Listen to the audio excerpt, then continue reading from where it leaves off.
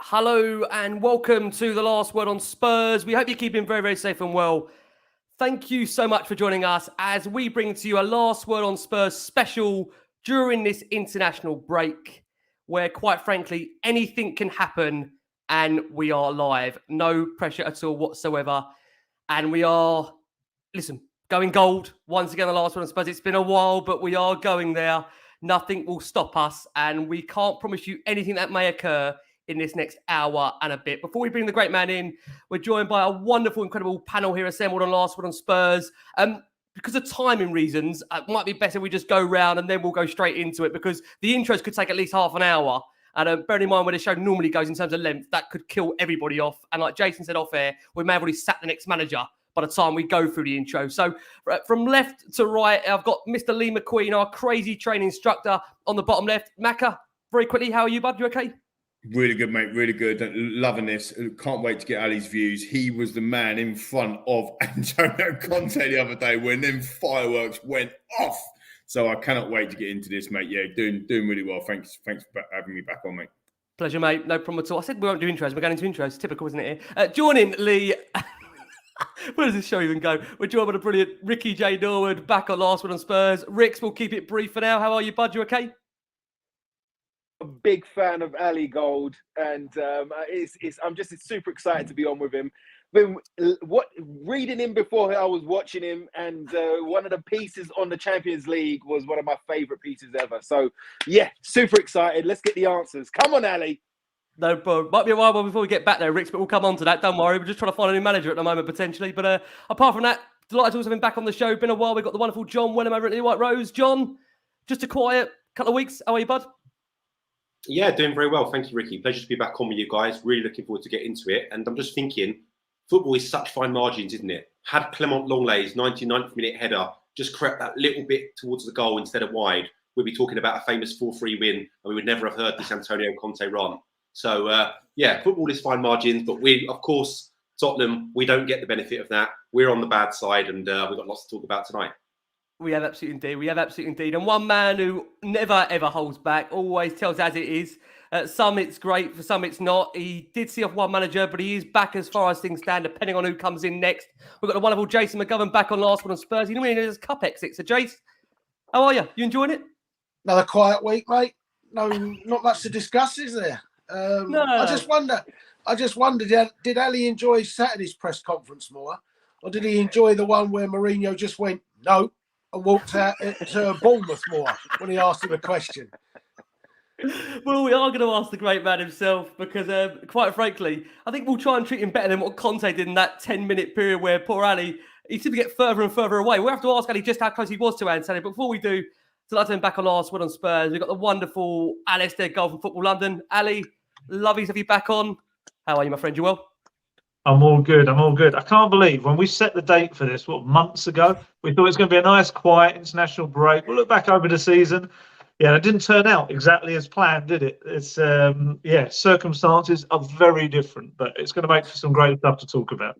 It is. You've just killed it, Ali, that this might have been an exclusive to get you. So it's out the bag. This was around 2 months ago. And as Ali should probably know now, the last time I contacted him 2 months before that, I think when I was back on with Ali, Spurs sacked or let go Steve Hitchens. So we do have form for making big decisions when Ali comes on. So some may argue, let's try and get him on some more. But for the wonderful work this man does, we're just blessed to have him on whenever we can. So look, before we do get into all things Tottenham and just what is happening with the football club, just a brief reminder that we are absolutely, as always, to be sponsored by the Beavertown Corner Pin. That is the Beavertown, of course, bang opposite your South Stand. Now, I was trying to really push the fact that we're hoping to have an end-of-season party. But many would probably say at the moment there's not a huge much to celebrate. But keep your eyes. Who knows what may happen in these next 10 to 11 games, and we shall see where it takes us. All I know right now is, given the nature of what Spurs are doing as a football club, Beavertown are doing bloody well in terms of alcohol. And there you go. That's all I can say on that matter. But look, we are going to get into... Go on, Jason. Are we unique in that we haven't even got a woman's manager either? Yet. We will come on to that. What a football club. True. You can't make this up. Both of the teams managerless. Well, technically, that's not true, is it? Because Antonio Conte is still actually our manager, to be fair. Oh, man alive. Man alive. Where, you know what? I always feel, where do I even start? I just feel like I should have let Ali do the intro, really. I would love to have known what Ali's voice would have been ahead of doing this show, given what we've seen over the past 48 hours, 72 hours backwards. But how it only seems there's only one place to start. And I think, as Jason and Lee alluded to, that explosive press conference, which you was a part of. Now, we've heard, listen, the dulcet tones of Jack Pitt-Brooker was there, Dan Kilpatrick. You was also in that room. And before we come on to just everything Antonio Conte and Tottenham Hotspur, just give us a feeling what that press conference was like to be part of. As a journalist, incredible. It had everything, as a journalist you could possibly want in a press conference. Because I asked the first question. So I was front row, only 5-6 feet away from him. So you can literally feel the hot air on you, the hairdryer kind of thing. And I started off, it was a reasonable enough question. Essentially, how did you chuck away a 3-1 kind of lead with 15 minutes to go? And he clearly come in with his message. We'd heard little kind of snippets in the radio interviews that we get the text from. We could see he had this theme about selfishness he wanted to talk about. But he just gave this long answer. And you could see he was winding himself up more and more as it was going on. And then obviously, I think it was Dan asked the second one, which was the one that just was like the incendiary kind of moment. Just essentially, really, is your future, the uncertainty, has it proved any part of this? It was the last thing he wanted to hear. He got about 6 words into the question and he just went like that. And the trouble is, there's this weird thing that happens with the Spurs managers. I don't know if it's because I'm there all the time and I'm this familiar face they see. But what they'll do quite a lot, mid-answer to someone else, they'll turn to me. And it's like, I really don't want them to, because I'm furiously typing it up because we do a live blog.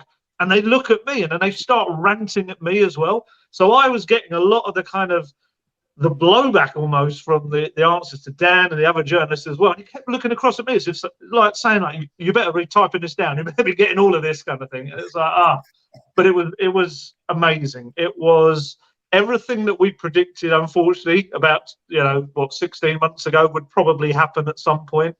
And the Chelsea reporters I know said, "Oh, you're going to get a press conference like that at some point. He'll just lay it all out there." And that was what we got. And it was crazy. It was incredible. It was fascinating, really, to see where he went with it and knowing that. I mean, it all stopped and we all kind of just looked at each other afterwards. We just were like, what has he just done? He just kind of torched his relationship with the players, pretty much. He's thrown every single one of them under the bus, rightly or wrongly in some cases. And obviously, he'd said all this stuff about the culture of the club, which, despite him going to the board and trying to clarify afterwards, he's like, no. Sorry, you've absolutely very much shone a big light once again on the lack of silverware and the culture at the club. And it was just 10 minutes. It was incredible. It was only 4 questions, but he gave such a long answer to my first one as well. And all the other answers were quite in-depth as well. I think 4 questions was probably enough, because God knows what would happen if he got a 5th or a 6th in. He might have had a heart attack or something. He was getting so angry. And he just, at the end, you've probably seen it, he just stands up and goes, "Thank you," and walks off. Yeah. But actually, at the start, he apologised for being late. Like a mic drop. Yeah, it was. And he kept playing with the microphone in front of him. He kept doing all these little ticks. He kept like whacking the desk, and it just had this mic. You'll see it in front of me. He keeps moving it around like a chess piece. It was really weird. No, it was incredible. We've had a few with him. We've had Mura and Burnley. We've had really interesting pressers, but this was a whole other level. Incredible. It was honestly phenomenal. I mean, I would just have to ask you, Ali, before the boys come in and wade in. There's a couple of questions here. Pio Riordan says, why does Ali seem to trigger Conte? He's done it a few times recently. Obviously sat at the time and got palmed off as Conte's having a dig at the fans when he actually meant Alasdair.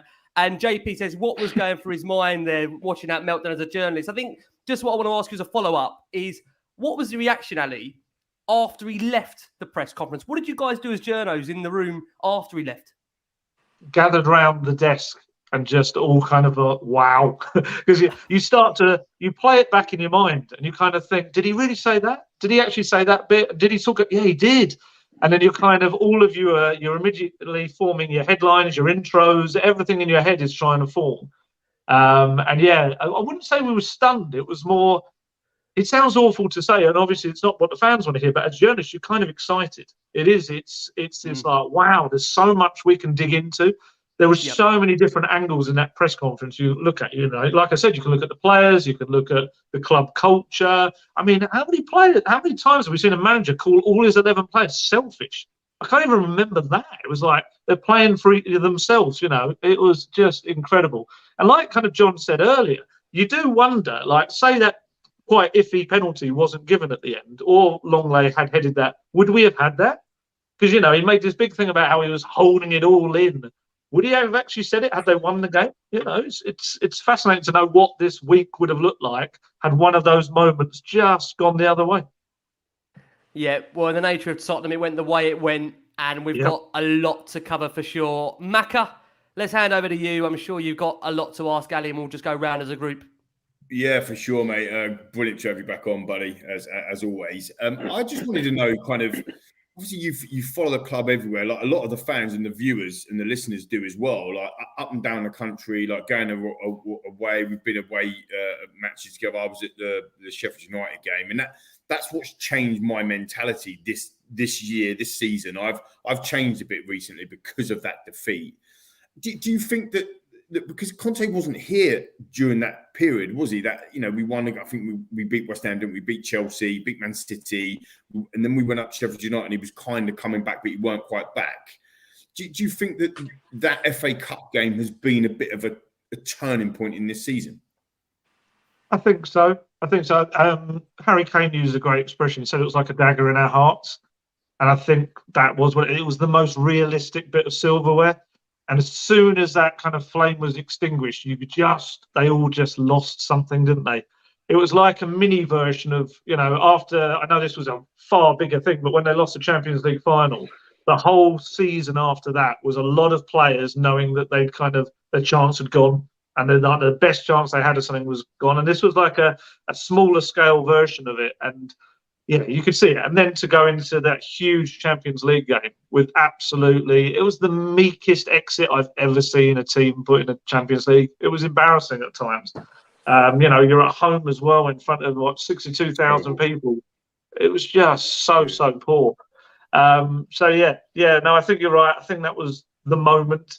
And it is awkward, the fact that some of the best wins in the last month or so he wasn't there for. I do think that's going to be something that's going to be an awkward thing with the players as well. It's not his fault, obviously something really rubbish happened to him, which is why he couldn't be there and he was recovering. And honestly, if you saw him as close up as we did out in Milan and how bad he looked having come back too early, he desperately needed to kind of recover properly. But that they won 3 big games against City, West Ham and Chelsea without him. And I do wonder whether the whole mentality started to shift when he was coming back that week. It is fascinating. It really, really is. Jace, let's bring you in. I'm sure you've got a lot to ask Ali, and just in relation to where Spurs are right now, and obviously Conte too. If we can, I don't know where to start. I really don't know where to start with this football club. I don't know where. Go to somebody else. I don't know where to start. I've got 174 questions here.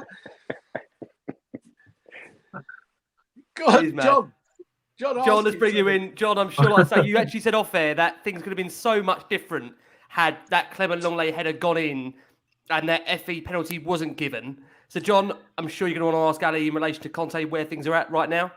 Yeah, I was interested. Obviously, Conte did throw the players that played under the bus, in my opinion, when he described them as selfish and maybe lacking heart and things like that. But I'm surprised he didn't, when he was putting out other excuses, explain the absence of Rodrigo Bentancur and the effect that's actually had on the team.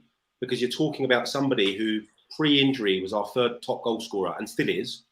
You're talking about somebody that, for me, was going to go into the PFA Team of the Year if he continued on that trajectory that he was on. He was dominating every game, 8 out of 10. And to lose him in January, which sounds like we're going to lose him all the way through to November now, I'm surprised he didn't rely on that. Was that kind of mentioned by any of the journalists in the room, or has anyone mentioned that in the last couple of press conferences? Not so much, because he has spoken about that in other press conferences. He has used the injuries. So I think almost for us, it was quite refreshing not to hear the same rhetoric every single time he comes out. This was such a different press conference. But yeah, he could have easily turned to that. And what whatever people's opinions are on Hugo Lloris, you've also lost your club captain. You know, your figurehead also isn't there in the dressing room as well. So yeah, there's a few different ways to look at it as well. But yeah, he didn't really in that, did he? He didn't really look for any excuses. If anything, as he kept shouting at us, he didn't want alibis. He didn't want excuses for those players. He wanted them all to stand up. And you know, I'll be honest, I think he should have done this rant a little bit earlier. I think, you know, maybe after Milan, maybe he felt coming straight back, he couldn't do it because he'd been away, maybe the aesthetics of it all. But, you know, Christian Stellini, perhaps after the Sheffield United one, could have easily said similar stuff. Because, you know, as Conte put it the other day, playing against a team with youngsters in it, and they were absolutely ripped apart, Sheffield United, by the problems they had and illness, and that was nowhere near their first choice lineup. And, you know, Harry Kane or not, Spurs should have won that game at a canter if they'd really played to their full potential. So, yeah, I do think he has used that quite a lot, and I definitely think in Bentancur's case he'd be right to say it. But I agree with him in the aspect of you shouldn't probably give excuses to these players because they should be better than what they're doing. He's fascinating. I mean, Rick, let's bring you in. Oh, Jason, we'll go there first. I was just going to say, that's the annoying thing when I hear things in that dressing room that, you know, going out was like a dagger to the heart and that. You never turned up. Any of you. Yeah. Absolutely not one of you turned up at Sheffield United against 8 reserves. None of you turned up against Milan. You know, it's no good just saying we left Kane out. He came off the bench, I think, 65 minutes. He never showed up in that game. Sonny never showed up in that game. None of them did. We went out of the cup because none of them could be asked to put in a bit of effort on a night. They've got only themselves to blame. And we can have a go at Conte's style of football. You can have a go at his stubbornness with wing backs and things like that. But that doesn't detract from the fact that every single word, from my opinion, that he lashed out at Saturday is 100% true of that group. They can't play under pressure. Whenever they have a chance to go top of the league, or Saturday was a chance to go third. I mean, I said, you know, there's been talk of the Eric Ten Hag revolution. What a fantastic revolution it is. Tottenham would have gone above Manchester United on Saturday. But yet again, we crumble. And it's the same group that crumble. And there's always excuses of others. And he was absolutely right in every single word he said. And I don't think that's the first time he said it. I'm sure he said it to him in that dressing room. And what goes in there just comes straight out the other side, as we saw Højbjerg's half-time team talk. Straight in there, 40 seconds later, outside the area again, as we concede a goal. I mean, there's only so many times you can say it to people. You know, I'm fascinated. Before I bring Rick's in, I'll just come to you. I mean, bear in mind, I know you was being shouted at in the course of that 10 minutes. Did you have a chance? Not then. 10 minutes? Jason weren't shouting at Ali then. No, not Jason. I'm talking It's about your Conte, fault, sorry. Ali. It's your fault, you know. In those 10 minutes where Conte was going off, did you actually have a chance to process what was being said and actually sit there and agree with him? Or was it just hard in that moment to really register what was going on because of the tone of the man was just so angry? I just wonder whether you do think Jason, as he makes a point there, do you reckon he has told the players before, behind closed doors? I'm sure he has. He didn't talk to them after that game. He left them to stew and then went straight off to his media commitments. Well, no, technically that's not true. I think he simmered for a little while with the coaches and then went off to do his media stuff. Yeah, I think Jason's right. I think I'd agree with pretty much everything he said. I would just say that he also left something out, and that was himself. He wasn't going to take any responsibility himself whatsoever. But what I would say is everything he said is quite right. I think those players, a lot of them do live in this culture at the club of, well, there's another day. And, you know, as we were saying about the dagger through the heart, you know, you've got to show your heart first for it to have a dagger in it in the first place. And they didn't show any heart in what they did. So I agree with that, and I agree with the culture. But yeah, I think we were all thinking, especially, and that was why the question was asked about his own future and creating this whole just kind of atmosphere of uncertainty where no one really knows what's going to happen next. I do feel he kind of, he removed himself from any blame in that point, and that's the only thing I felt it was missing. But, you know, managers that's not just him. Every manager's got that little bit of ego. That's why they're the best in the world, because they kind of shut out any criticism of themselves, and sometimes that makes a little bit of, I guess, a lack of self-awareness. But yeah, no, it was a good rant, a good tirade anyway. Rix, I'm fascinated to get your thoughts. I know you had to wait a while, my friend. I do apologise. Rix, I mean, I'm interested to get your thoughts on whether you do also genuinely believe anything said in that press conference was right, and I'm sure you've probably got a follow-up question you want to ask Ali too. Yeah, you know what? For me, when I was seeing those quotes and I read them first, they infuriated me, and I was like, he can't be doing this, especially after what he said with Milan, and he was talking about time and patience, and then he was talking about how the love in Italy, like the pressure in Italy, is different to the pressure in the UK by going, it's life or death in Italy, but in England you can just go off and have a nice day. The loss doesn't mean anything, and the losses then that came afterwards, they did start to mean something, right? And then the fans started to put the pressure on him. Now, with what he said in that press conference, when I watched it, I was like, you know what? Like the boys have said, he's right. He's right in a lot of what he said. Of the tone in which he said it, and the fact that he said it, he can't really, he is demeaning the club, and he is bringing the club into disrepute, the way in which it was said.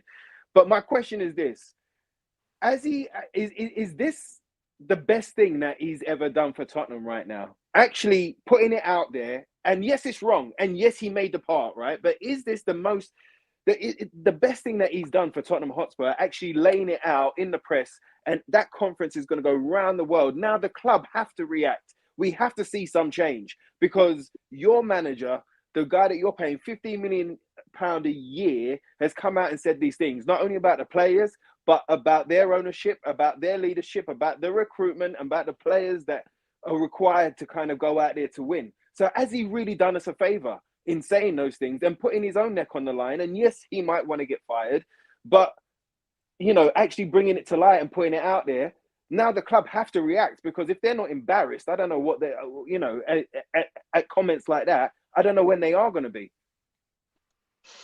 Yeah, it's a difficult one. It's one of those where, if I hadn't heard similar from other managers before, I'd probably say yes. But I just feel like maybe not in quite as, vociferous kind of angry tones. And like you say, it went viral. So that is a big thing, which is probably why we're at the stage we are, where he's, likely to be on his way. But I think every other manager before him has kind of said it just in different ways. And I think, 20, 21, 22 years on, I'm not entirely sure this might be the one where the penny drops. I don't know. But yeah, I don't know if it's the best thing he's done. I do think this is the thing with Conte. I know he's going to get a lot of criticism, and I've certainly criticised him for some aspects this season. But I do think him getting Spurs into fourth from the absolute mess they were last season might have been one of the best things for me that he did. Maybe I'm just too cynical. I think maybe that's what it is. I don't know whether the club in its current form will change that much because of what one man said. I don't know. I think it maybe needs a bit more of a jolt than that, but who knows? We might see. Maybe in the coming 48 hours or so, maybe things will start to change in a completely different direction. Ali, can I sorry, Rick, can I just interact just quickly on that point? Because I think it's important. We're talking about a press conference that went viral, and it was amazing to watch, and obviously, Ali, for you to be part of as well. But that happened on Saturday night. It's now Wednesday night. Okay, we have no idea what is going on in this football club, right? We really don't. Is it Mason? Isn't it Mason? Like we got people in the know that are coming out saying, "Oh, it could be Tuchel, or it could be Mason. Is Poch coming back?" Antonio's still got a job. It's like, why haven't somebody? And this is the big question for me, to anyone. And obviously, Ali, you're the superstar on the show tonight. But to anyone really, where is Paratici? Where is Fabio Paratici? He's the managing director of football, right? He is the leader of the football side. The football side is in utter crisis. Where is he? He hasn't even come out and said anything. I'm flabbergasted, team. And obviously, to Ali. So I suppose my question on that is, why has the club not come out and said anything? I would say He's in his personally. summer's handcuffs. My word was going to be compromised. I was going to go for the word compromise. I feel like, yeah, I was actually even surprised. You remember he did the transfer window rap thing after? Even I was surprised at that because he has really publicly gone way.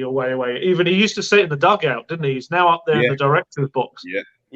So I would imagine myself, look, I've called for this so many times. Daniel Levy should be talking. I'm sorry. The man at the top should be talking. I know he is this character that doesn't like that. He doesn't enjoy having to talk publicly in any way. But come on, when things are being said like this, that's the time to talk to the fans. This is why I've said it before, and I know there's a whole kind of movement to get him out there, and I understand a lot of the frustrations as well with the things people say. But I do think there's also an element of the fact that he's just this guy, almost like in an ivory tower, that no one really. There's no connection with the fans whatsoever. Ali, it's like the Wizard of Oz, the fella behind the curtain, almost, isn't he? He is, because no one knows who he is. It's just it's incredible. Sorry to cut you off, Flo, but I don't want to be on a rant tonight. I've done that quite a lot this week, but I'm just so angry. I'm tired. I'm fed up and tired of the same old stuff. It's tiring, Ali. No, but you're right, and this is what Conte said, a couple of months back? He said, why am I that I shouldn't be the one that's having to say this? And that probably for me was the thing I most agreed with what he said. I've never understood. It's a club that for some reason they just they almost hide behind people. They let people do their talking. It's always the manager. I always remember the one that stood out for me was after Mourinho got sacked. And there was a whole Super League nonsense going on. 29-year-old Ryan Mason was shoved out into a press conference. And that, for me, was the most telling moment of just not taking any ownership and responsibility for what you actually own and are responsible for. It's an interesting club. It's why it gives me so much to write and talk about every single week. Because it seriously is a club like no other. I sometimes have no idea what goes through the minds there. And then sometimes just magical, wonderful things happening. Like we have these nights, like the night in Amsterdam. We have, little things like that. We have the White Hart Lane finale. And there's so different ends of the scale of the other kind of moments of mess that we see the club go through. It's just a crazy club. It's absolutely crazy. It is. I mean, how crazy the club is, how crazy this show is that we are nearly a half an hour in. And I've not even asked Ali what's going on with the manager. Before we do ask Ali, do we have one? Do we need one? Just for those that are watching, we've got over 2,100 of you watching us live. Just going to say a massive, massive thank you for all of your incredible support and yet giving up more time during what is meant to be a break. An international break away from Tottenham. And here we are back again, just trying to understand and configure exactly what is happening at this football club. Unfortunately, a line I've said far, far too many times on Last Word on Spurs, but hey ho, it is what it is. What we are going to do, we are going to go for our first break of the show for our listeners and audio. After that break, we are going to be asking Ali exactly what he thinks is happening with regards to Antonio Conte. Where does the blame lie? Does it lie on the board, the manager, the players, all of them? And crucially, I think what many want to know is what comes next. The $1 million question, what comes next of this football club, which I don't know where that's going to take us, but Lee McQueen once called this show a crazy train. I'm not sure if Lee even thought it was going to come off the rails as quick as what it did, but that is Spurs. I'm going to hand over, if I can, to John, who may want to kick things off here and just ask Ali what is happening in regards to the manager as we record here. Name check again, we are Wednesday evening. So if this does go out and is outdated, then apologies for that. John, I'll hand over to you. Yeah, Alasdair, obviously in the last kind of 48 hours or so, we've had about 12 managers linked to the role, despite Conte still being in post.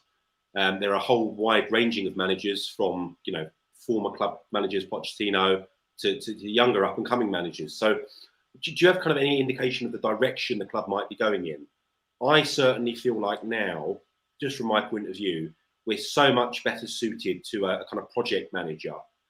Somebody that, look, people have issues with the owners, and many of them very understandable. But the way we're currently set up, I feel like a project manager is far more suitable to the build we're going on. Do you think Tottenham will go down that route, or do you think they will again go for another, big name or ex-Chelsea manager in someone like Thomas Tuchel?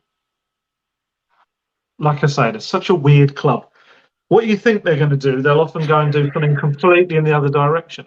So I agree with you. I think it's time for a project manager. I mean, when you saw Potter go to Chelsea, it was a bit like, this is really weird. They're a win now club with a project manager, and Spurs are a project club with a win now manager. It's like they just kind of crisscrossed and gone in the wrong way across London or something.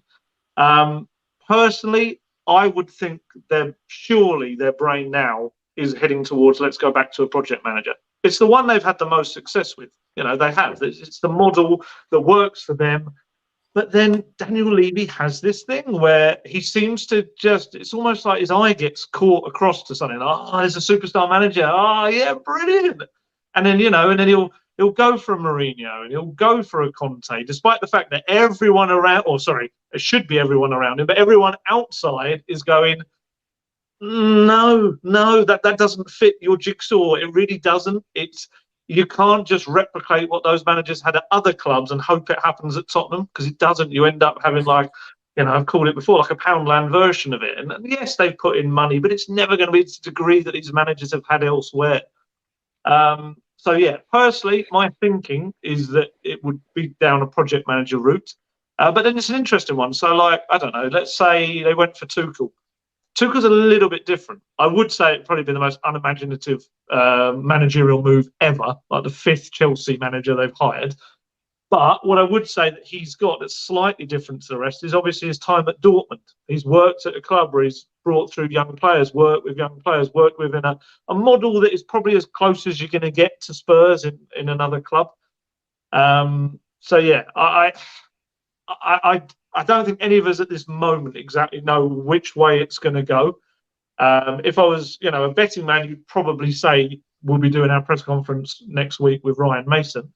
But it's Tottenham. There's a few good managers, or very good managers out there that are currently unattached. So I think the key thing, if you're Daniel Levy, you're probably looking at it. It's different from the Mourinho leaving scenario because they're in 4th. And so I guess in his mind, it's probably whatever is the least gamble of losing top 4 and all the money that comes with it, and I guess the status it brings Spurs as well. So that's what it's going to boil down to. First, they've got to sort Conte out there. That's the thing. It's sorting out compensation. It's sorting out different aspects to it. There's, I think there may be some potential little contractual things in there, and there's some little things about the option in his deal that, I'm kind of trying to look into as well, and all of that, and what it means in terms of the ultimate payoff. And there's so many members of staff as well. This is the other thing about Conte. It's not just sacking Conte if that's what's going to happen. Be honest, I think it'll probably end up being a mutual agreement. I'd be stunned if it's anything but. But he's got such a big, coaching staff. They've all got to be individually agreed as well what they're to be paid. So I think they'll get there eventually. I'll tell you what, wouldn't it be just the maddest thing if Friday he's like, buongiorno, he's out there in the press conference waiting for us all next week. Kind of thing. You'll be like, hang on a minute, what's going on here? Yeah, it's like, don't shout. Who knows? Honestly, mate, it's. I think it's now. It just feels like it is a matter of time, but it's just Spurs. They take their time. Just on that, just quickly on that. Sorry about it. Just on that. Just on the Mason thing. I just want to say I would be really, really disappointed if Tottenham Hotspur Football Club appoint Ryan Mason for the next 10 games. And the only reason why I say that is because, and I like Ryan Mason. He's done a brilliant interview on the High Performance podcast recently with Jake and Damien. It's fascinating listen or watch, whichever way you want to look at it. And I think he's going to be a fantastic manager at some point. But I'm worried that it just doesn't buy us time. It's the reverse of that. It's almost like we're giving up on that season when, as you say, we've got the likes of Tuchel, Enrique and Poch that are all available today, like out of work today could be available. I don't get the reason why we would wait. But then I was thinking, because I think everyone knows probably, if you don't, I want Poch back. But Poch is actually still... he's not contracted anymore, but he's contract that he signed before would still be alive today. It doesn't actually run out until June 23. Can you even believe that? Like, that is utterly ridiculous. So if Potts back next week or this week, his original second contract that he signed would still be in it. I mean, could you believe that? Are you saying going to pull it out of the drawer, Lee, and just carry on as if nothing happening? We're just going to pull it out of the drawer and just extend that one? Maybe that's why he can't come back until the summer, because there's some sort of, like, as Ali just said, like there's things going on that you don't know, like legal stuff. Maybe he can't come back until the summer. I don't think so. I don't think that's the case. The only reason I think is you wait till the summer is if they feel there's a wider range of candidates that they actually do want to explore, like a De Zerbi, like an Amorim. Well, I mean, Conte, he might actually be available soon, because it sounds like maybe he could be heading out of Porto anyway. Look, I know Paratici adored Luis Enrique. I know that he is someone that he has wanted in the past, but obviously he was at Spain.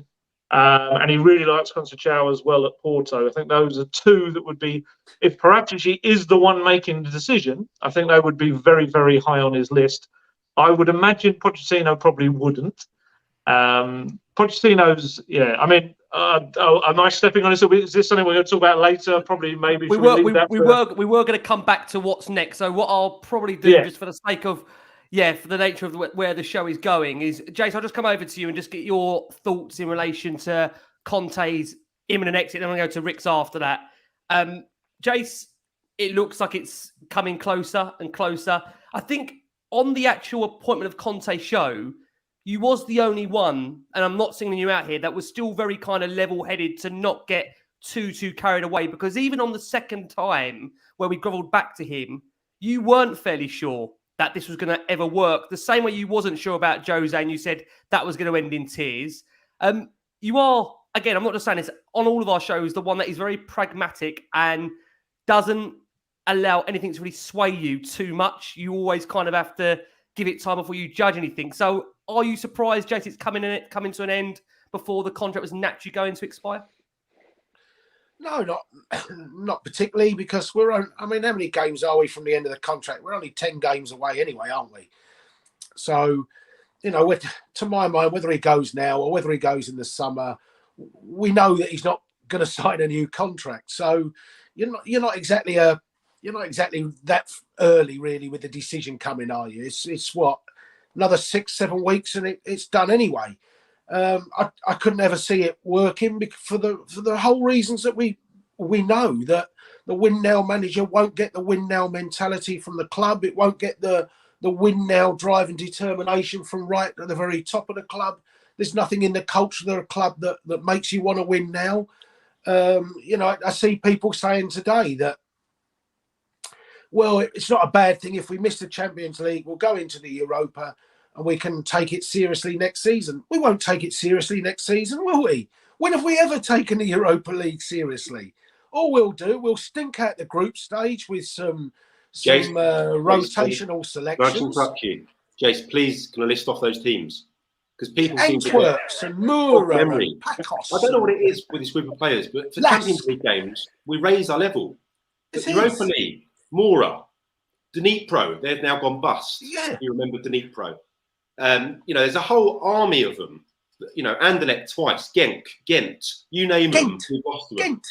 Yeah, it's incredible. Exactly. Absolutely incredible. And we know that if we get to next March, April, and Tottenham are 5th, 1 or 2 points off of 4th, and we go into Europa League game where you've got Fiorentina over 2 legs, we won't take it serious.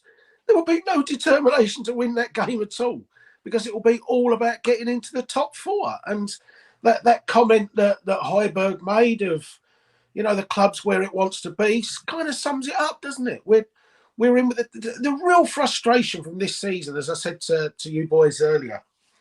When you think, despite having our best Premier League start, it's not been a great watch at any time this season. For the last, 10, 15 games, it feels like it's been horrific type of football, horrific ups and downs. And yet we're 4th. Could have gone 3rd Saturday. The frustration is we wouldn't have had to be that much better this season to be right in a title race. Now, I'm not saying we'd have won that title race. And I think that's the other part of the frustration. It's that, which is making it feel even worse, because it's that lot down the road that's getting all the praise.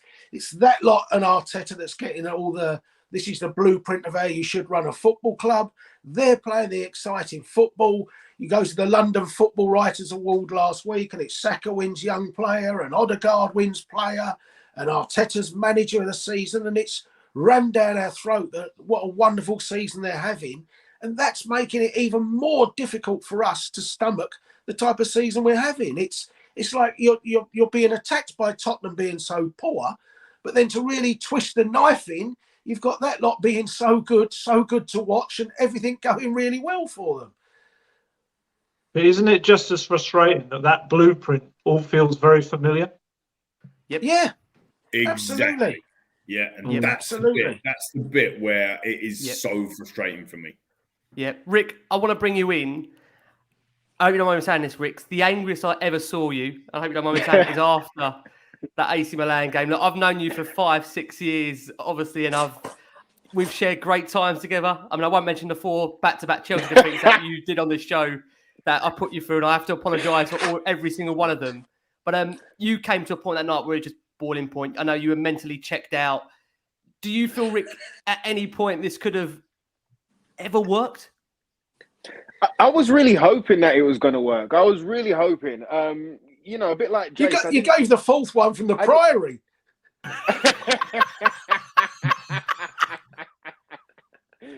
No, I was really hoping it was going to work out. I didn't feel that Conte was a good fit for us, but if we was going to turn around, if we was going to change everything at the club and bring in a win-now manager, that meant I felt that we was going to bring in win-now players, and suddenly, all right, cool, we're not going to go for the long project. We're going for the short one. We want to win right now. And that just never materialized. And,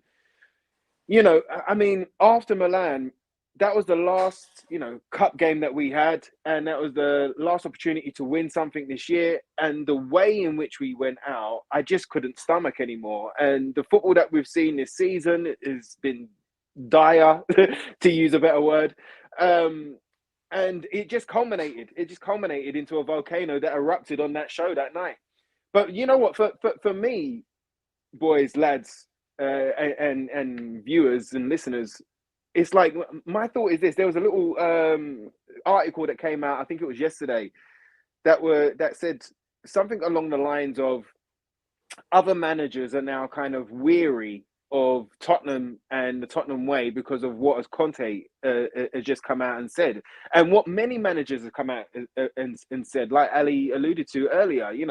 Jose's had a rant, Poch had a rant. Everybody's Sherwood had a go. Sherwood had a rant, and my question is this: have we damaged Tottenham so much, like as the board?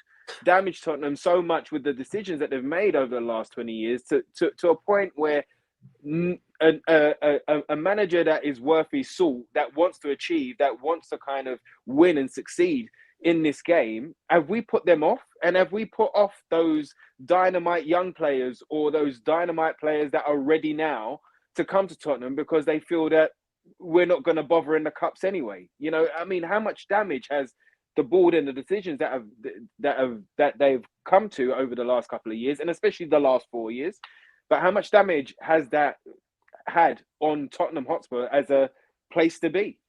I mean, you've opened the segue up quite nicely there, Rick, because I will come straight to Ali on that in terms of who is naturally to blame for the mess that Spurs once again find themselves in 18 months later down the line. Many will be looking at the board. Many will be looking, of course, at the manager. Many will look at the players. I think you've said this, Ali, so many times that if you categorise them into one, you get absolutely vilified. There's no reason why it can't be all of those categories. So maybe to start off on the first one, which is the board, which I feel like, we often talk about here on Last Word on Spurs. There is that notion that for some reason we don't talk about the board. Well, I think this show normally goes on for about 2 hours. So I would appreciate those that probably can't do the full 2 hours of the show. They maybe miss out on the board. But believe me, they do get a mention every single week on here. How much, Ali, do you think the board need to take accountability and responsibility for what seems to now be Conte leaving the football club and this appointment, once again, another one in their long list, not working? Yeah, well, of course. Yeah, it's all there on the facts are on paper. You know, we were talking about Arsenal earlier. In the same amount of time as Spurs have sacked 12 managers, Arsenal have had 3. And just says it all. It's just like, how many mistakes can you make and not, I guess, learn something from it? Obviously, Pochettino was probably the biggest success they've had, the most stable time they've had. Yet even he was second choice. They wanted Van Gaal. You know, they essentially, I think Baldini wanted Frank de Boer, and Levy wanted Poch after Van Gaal turned them down. And so they turned to Poch. Lo and behold, they suddenly find almost like a white knight, really, who massively overachieved with Spurs. You know, a team that didn't have the finances because they were building the stadium. So you could say that even their biggest appointment was one they kind of almost, I wouldn't say they fell upon, that's unfair, but he was definitely their second choice. So, you know, what direction would Van Gaal have taken him in? I'd imagine you're looking at another manager that's won trophies elsewhere that would have probably moaned about the lack of finance and the lack of everything. So, yeah, of course you have to look at the board. You know me, and anyone that's listened or read my stuff knows my opinion very much, it's all of the above. It really is. And I think that's the saddest thing about where Spurs are at right now, is they've fractured the fan base so much. There's so much infighting, and it's almost like you can't believe that. Some people will have you believe that you can only believe that one thing is wrong with the football club. And if you believe anything else, you know, you're part of the problem and all this sort of stuff. And I find that so sad when I see stuff like that. You know, I'm not the kind of person that, you know, I get upset or annoyed if anyone says that about me. I don't care. Social media is what it is. It's always going to be an absolute emotional mess of a place. But I just find it really sad when you see fans attacking each other when they're probably both right. What they're saying, they've probably got really valid concerns on both sides. I do think, I mean, obviously this segment is just about the board. So in terms of the board, it's make your mind up. What's your identity? What is Tottenham Hotspur? What is the Tottenham Hotspur you want to produce? Don't come out and say in your programme notes about how we want to see this open, attacking, entertaining version of Tottenham Hotspur, and then you appoint Nuno as your next permanent manager. It makes no sense. You've got to, I hate to bring it back to the lot down the road, but essentially they've had a plan, they've stuck to it, they've backed the manager, and this is what they're now getting this season. And the saddest thing, this is why I said about the blueprint feeling very familiar, is that I look at Arsenal, I've got, you know, friends that are Arsenal fans, people I know that are Arsenal fans. They've never been more connected with their football club as they are right now. And I think all the Spurs fans had that. They were at a stage, maybe the 3 years in the middle under Poch, where I think I'd say, it's fair to say, the Spurs fans have never been as connected with the club. They kind of, everything, the players, the fans, the manager, probably not the board still at that point, but the players and the manager and the fans were certainly all connected in one big thing. And then it kind of it came out in the emotion of the White Hart Lane finale. I think you could see that as well. And it's just so sad that the board's constant lurching from one thing to the next, and trophy manager, project manager, just have a plan, have an idea, and, you know, be bold, be courageous about your decisions as well. Don't sometimes settle for the second choice player in the transfer kind of list you've got when the top one maybe would just knock you on that bit further. Certainly, yeah, that's what it is. And, you know, and they've ended up becoming such kind of figures of hate for some people, but also figures of fun to some people. It's almost like, you know, Beyonce is going to be, you know, the probably the biggest trophy winner at Tottenham in years to come, and all these things, and the Formula One deals and the NFL deals, which, if the club was being really kind of well run on the pitch, I think you'd look at all of that and say, what a fantastic way of creating finance for this football team, when they can see everyone else is like sovereign run club or clubs with, you know, huge cash reserves. Spurs are actually doing it a very kind of quite creative, clever way of bringing finances in. But the problem is, if you've got no success on the field, everyone just looks at that as, oh, yeah, well done, lads. Well done, you got Beyonce at the stadium. Whee, that's great. Wore a trophy and all that kind of sort of stuff. Whereas if they'd actually got what they're doing right on the pitch, I think they'd actually be praised for a lot of the off-the-pitch stuff they're doing. But as it is, that it just shines a light on them looking like a business rather than a football club. And that's just their biggest thing. It's maybe not taking criticism and understanding it and reacting to it in the right way. I think that's, for me, has always been their problem. We'll go to Jason. We'll come to Lee. Go on, Jason. Yeah, I mean, today they've had this this statement from them about the fan-led review. There is a paragraph in the board statement. I think it's from Donna Cullen, isn't it? It says, and I'll read you it, and just listen to what they've said today. The club is nothing without its fans. It is the passion and loyalty of our supporters that drives us and guides us in our decision-making and how we project ourselves every day. What? Where did they get that from? Can you believe that statement they've come out with? We're holding the 165th successive Moanathon podcast and running the club down, and it says it's our supporters that drives us and guides us in our decision making. Huh? We're the problem. So we're the problem. Can you believe that? Dear oh dear, Crazy, oh dear. Yeah, It's crazy. What a thing to say. And this week of all weeks to come out with a statement that's got that paragraph in it. I couldn't believe it. So, Jace, it's your fault we didn't sign Adama Traore. Is that what you're saying? Absolutely. Absolutely. Can I just say, Macca, you've been a man that's always been very much poetic about having a plan, having a direction, having identity. And obviously those are the qualities that most certainly we just feel are lacking and missing right now. And you've been very, very vocal yourself in terms of, doing the interviews this week on broadcast, mainstream media, Sky, where you said there needs to be some form of a plan. Do you think, Lee, this board can actually win back the supporters? Because I just feel now where we are at, it just feels it's massively untenable, given the number of different avenues that we've tried to turn down. I will ask Ali the same question as well. Yeah, no, for sure. I think to answer your question, I think in short is yes. I think they can. Like, I'm not an ink out or leave you out. I actually don't want them to go. I want them to stay. I just want them to change. So I'm asking for change. I want them to change their ways. Now, loads of people will at me if you want. Fair play. At Lee McQueen goes on the cesspit, that is Twitter, and give it a go. But at the end of the day, and you might at me by saying, "Oh, they're not going to change. They're not going to change. You're deluded. They're not going to change." I'm not saying they are going to change. I'm saying I want them to change. Daniel Levy and Inink and the board have run the football club for the best part of 22 years. And in 22 years, they were the first club to bring in a director of football model in the Premier League era, right? So no other club had done it before Tottenham in 2004. And when Frank Arneson came in, I think he lasted, 9 months or whatever it was before he then, wanted to go to Chelsea or Liverpool, whichever one he wanted to do. And then we brought in someone else. Then we've had 6 directors of football during that period of time. One is, where is he? Where is Paratici? That is the question again. So we've got our current managing director of football that is kind of not around for reasons that we won't mention. We've had 5 previous director of footballs, which of one of them oversaw the sale of Gareth Bale, the bringing in of the Magnificent Seven. How did that work out? The 2 sustained periods that we've had in this football club under Harry Redknapp and Maurizio Pochettino, 4 years and 5.5 years respectively, didn't have a director of football model. Yet we're going to go down a route. And this is where Ali's talking about ripping things up and starting again. Oh, and then they change their mind again and they go again. And that's what we're all talking about. And that's the stability issue.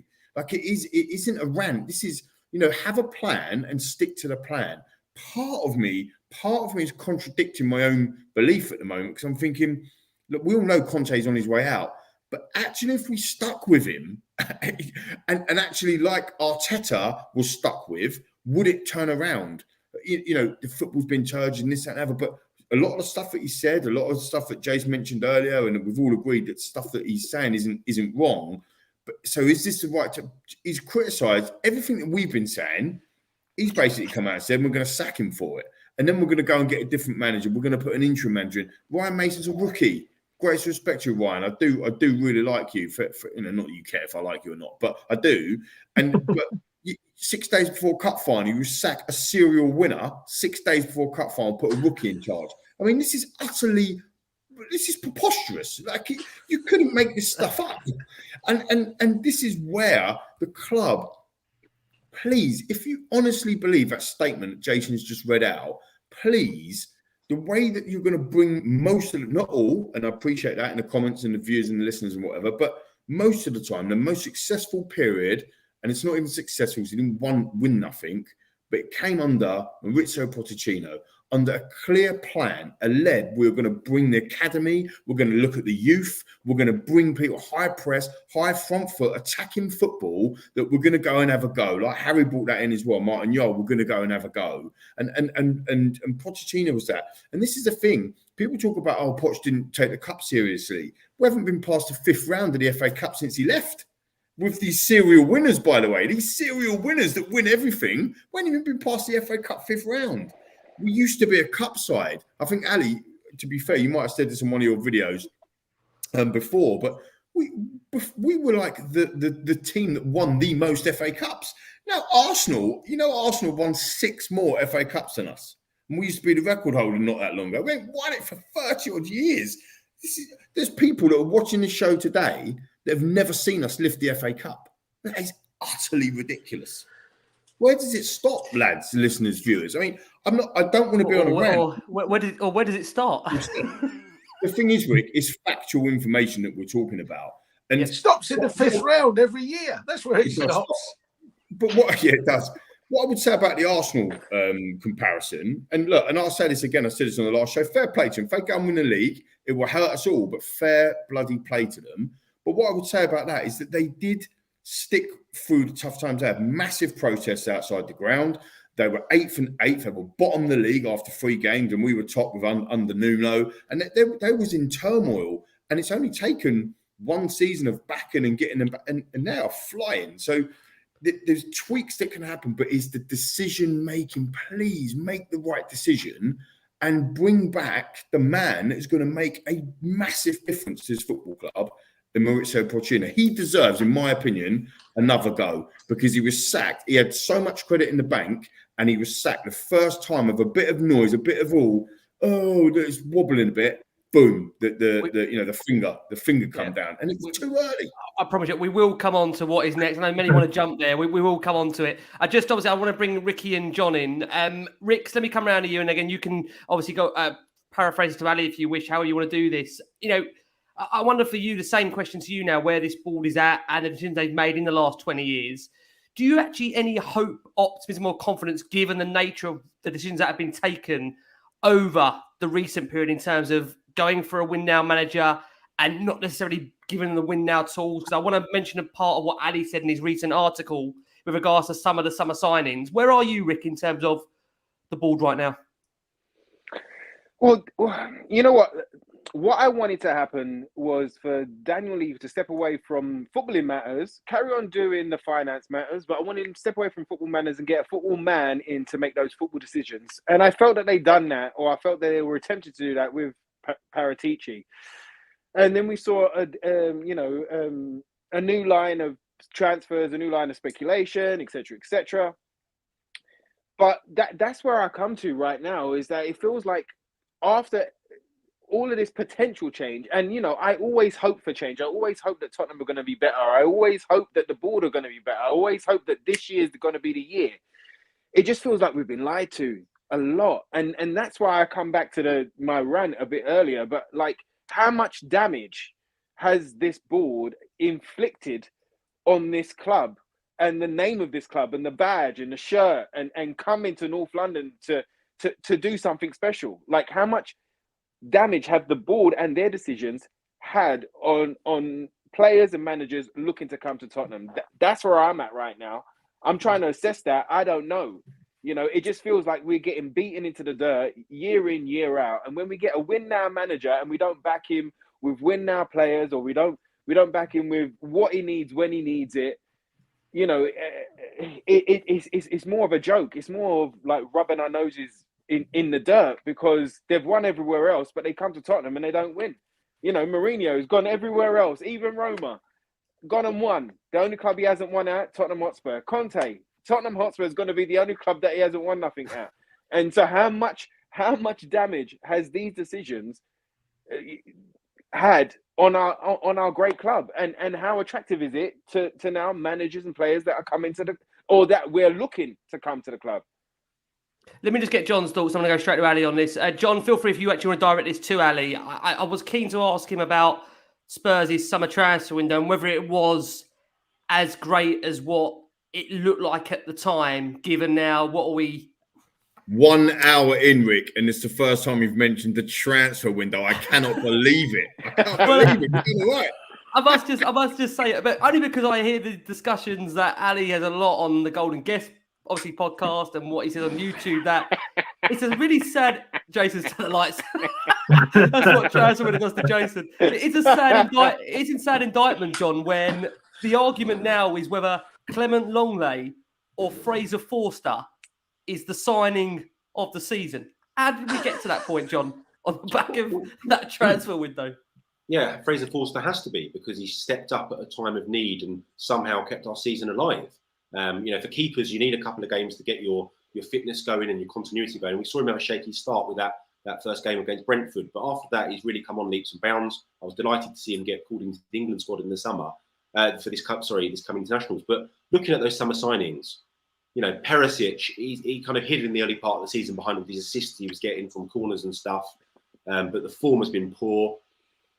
Richarlison, 4 injuries. Bissouma, we've not seen. We've seen very, very little of Yves Bissouma. For somebody I was so excited we got hold of, and I thought it was a real, fantastic bit of business getting him. Longley obviously alone, and to me hasn't looked miles better than Ben Davies. Our main target of the summer was that we were going to sign a left-sided centre-back that was a phenomenal improvement on Ben Davies's level. Longley isn't better than Ben Davies. He's very, very similar. And that's why in the summer, the easy decision will be him returning to Barcelona, because we've got so many players out on loan we cannot shift already. We're not just going to add another one that in 18 months we're going to be stuck with. So he'll go back, make no mistakes about that. But yeah, the other signings, that it has been really, really underwhelming. Alasdair, from your point of view, I'm interested to ask about the right wing backs actually, because I can see a situation where a new manager comes in. The club put pressure on the manager to involve Jed Spence as a homegrown player. We know the issues they've got numbers-wise with that. You've got someone that's homegrown. You've then got Porro, who they've spent a lot of money on in January and looks good actually. But then poor Emerson Royal, who's turned a corner at the best period of his time in a Tottenham shirt, could be going down the old Matt Doherty will cancel your contract FC route. If they can't shift him, he wants to stay in London, very happy. He's got a good Brazilian crew of friends he hangs around with. And he loves it in London by all accounts. So he's not going to want to go. But the club are going to look at it and say, look, he's not homegrown. We've bought Porro. We want you to play Spence, so you've got to go Emerson. That's all we do now. Apart from Bergwijn, who was the last player we sold for decent money? All we do is cancel people's contracts. It's, Aurier before that. And we'll end up with Dombele with Napoli. So it's a long list of, that is where one of the biggest gripes of the club comes from actually, is that we used to be very, very good at giving young academy players, especially, I could list off a whole name. Mason, 13 million. Townsend, 13 million. Bentaleb, 17 to 18 million. Wimmer played about 20 games. We bought him for 3 million, out for 17. We were very good at generating money. That's all gone. So now we need all the go-karting, the Beyonce, WizKid, you name it, to bring extra money in to make up for these awful mistakes we make recruitment-wise, where we get lumbered with players we cannot shift. The old Magnificent Seven are coming back in the summer. Winksy and Dombele, Roden. You forget about these people. The Celso, they're all coming back. Regulon. Napoli are going to win the league for the first time since the Battle of Hastings, and we didn't have good enough lawyers to insert a clause that they would have to buy him if that happened. It is insanity. So my big issues come with the club with that sort of side of things. I think they need mass improvements and a root and branch removal of people in charge of recruitment at the club. Al, let's come to you. I want to get your thoughts on John's points there, and also in reflection on your piece that you've done recently. I don't want to take anything you said out of context, but you alluded to the fact that Conte did have a hand in obviously some of those signings as Spence. It may not have been one that he desperately wanted, but he was consulted on it. I just wonder now, looking back, how much of that window actually then fed into pre-season, which has led us to the situation where Conte is now subsequently leaving the club, if you see what I'm going along this path. Yeah, on the point about kind of convincing players, that's every manager. Every manager will often have that last little conversation with a player just to convince them to come through the door. It's nothing unusual, and it's not saying that Conte desperately wanted Jed Spence, although this is the other side to it. People often take this was a club signing bit that he said, and they kind of forget the second half, which was because he's got a lot of potential, and then we can see that.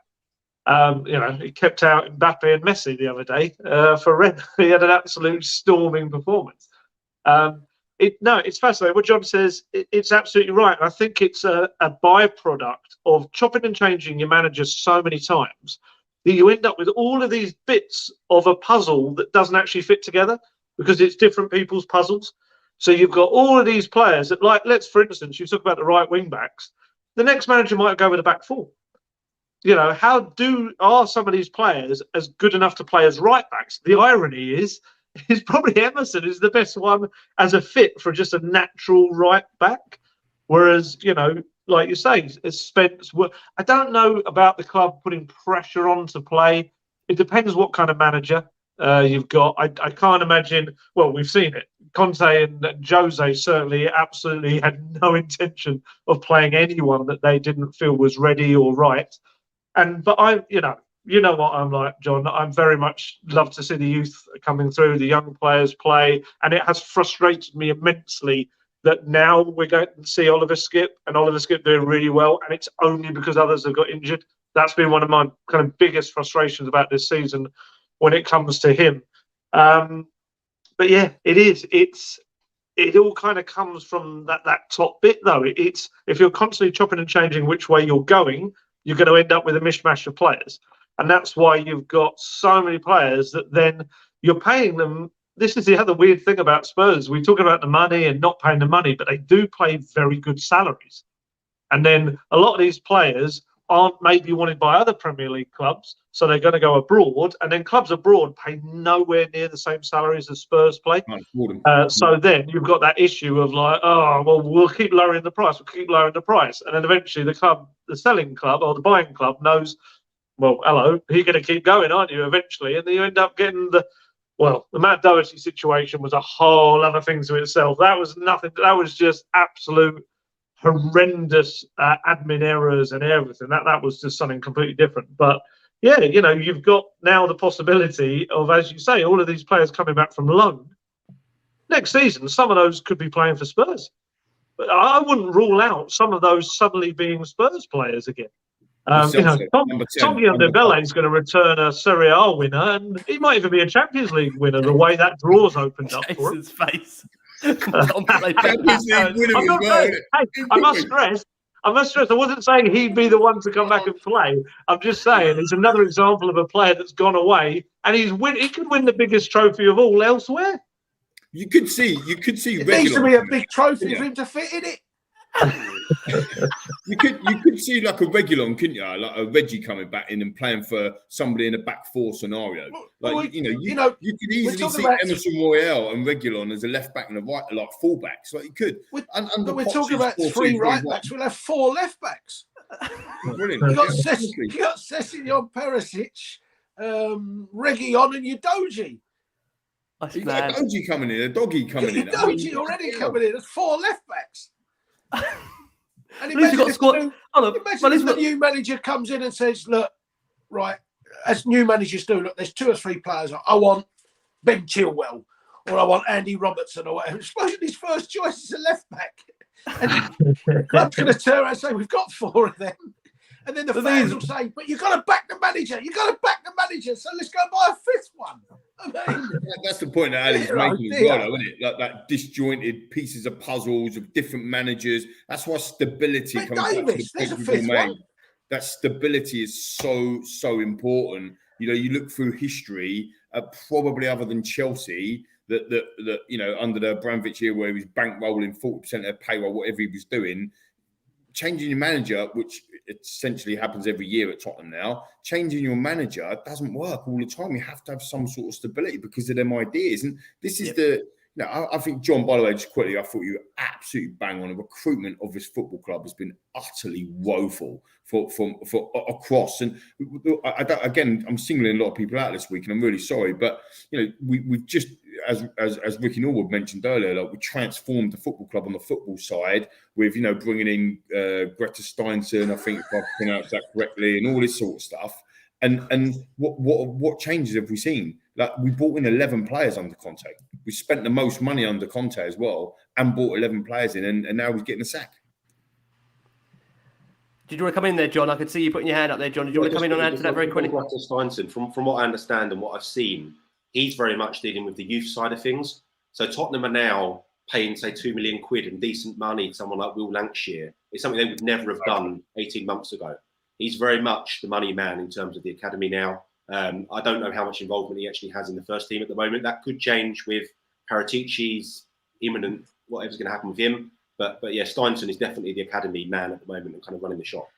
It is insane when I say we've discussed the ball situation. I've not even mentioned the fact that the managing director could be going to, well, he could be charged. We don't know what the end up result is of that, but it just shows you just how much is added to this, Ali, isn't it? In terms of there's just so much going on. It's impossible to put it into one show. It's insane when you look at the problems. It's like different parts of the club is actually falling apart. It's mad.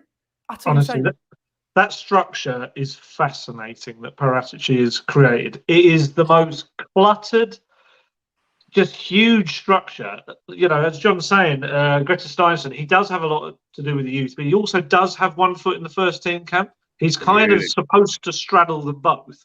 But then you've got Andy Scolding as well in there. You've got Simon Davies. You've got Dean Rastrick. And they are all in this kind of area. And then you've got Chief Scout's gone out my head. I think it's Leonardo Gabbanini. Can't remember exactly the pronunciation. You've got him. But then you had Chris Perkins, the head of emerging talent, who was doing a very similar role. And he ended up leaving, going to Arsenal, because essentially they were all treading on each other's toes.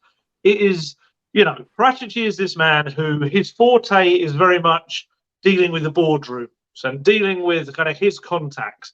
Everything to do with the actual running of a football club, he deliberately kind of sets up his structure underneath him to deal with that. Just you guys deal with that. I'll do the big stuff. But what he's done, he's just created. It's mad where we've gone from. You know, like you say, the last time I was on here, it was like Steve Hitchen was going. But actually, Steve Hitchen, when you look at this, like 4 different people doing his job now that he was doing before. It's mad, this new structure. And as we're going to talk about, you know, potential managers in the future, there's one manager for me, I think, who will look at that structure and go, what? That wasn't there when I was here last. What is that? Totally. It is just mad in that football club. Like I say, there's so many bodies and so many people treading all over each other. Yeah, and their titles, you know. I'm shocked if they haven't just employed someone who makes up new titles for people that work there. They're just incredible. Some of the head of methodology. Yeah, it's just incredible. It's just a mad football club. It really is. Let's bring you in there, Rick. But you know what, Ali? So, you know, there's a lot going on with Paratici right now. What happens, one, if he does, you know, if he can't operate, what happens to that structure? And 2, ever since this court case was on the table, have the club been looking at an alternative director of football to Paratici? Well, knowing the way that football club works, there's always someone else. There's always someone being lined up. You know, I obviously have quite a bit of a history with Martin Joel. We used to do like a load of stuff with him and things like that. And obviously there was a man who was working his job while they were having meetings over his replacement while he was doing it. So I have no doubt that if they are deciding they're going to keep pursuing down this route, and as Lee said earlier, it's a route that Daniel Levy clearly loves. So I'd imagine, yes, there will be someone else that comes in. But the Paratici situation is just mad, honestly. I know I speak to, obviously, my job has me speaking to many people involved in the football club, whether it's agents, players, managers, whatever. And the amount of agents I've spoken to that have gone in for meetings in the January transfer window, and they were honestly quite shocked to see Paratici there with everything that was happening. They were like, oh, okay. So it's kind of business as usual, despite this like 30-month ban kind of thing. It's like, right, okay, so I'm talking to you. And this is the weird thing with the managerial search, which we presume will come at some point. It's like, is Paratici going to be heading that up? Because for as far as I'm aware, the only manager thus far that he has had a real direct hand in was Nuno. Which, look, it's not the greatest advert for his managerial selections. You know, oh my God! I can't understand how he can be part of driving that managerial appointment. He's not even going to. Let's be honest, he's not going to be here for the next He's not going to be here, is he? He's not. I'd be surprised. There's the appeal. I think the appeal date is maybe April 19th. It's around that date. So we'll find out what happens with Juventus then. But UEFA also have their own independent investigation that's also going on. And I think there's the PRISM, PRISM, got to make sure that's pronounced right, PRISM investigation also going on as well, which is obviously as a criminal one into Juventus and what happened. So it just feels like this massive kind of spider web around him right now. Who knows? He may be acquitted of absolutely everything, but it just seems to be so much going on right now. I just can't understand how he's still leading from the front, well, kind of leading from the back somewhere up in the director's box. Things that are going on at the club. It's incredible.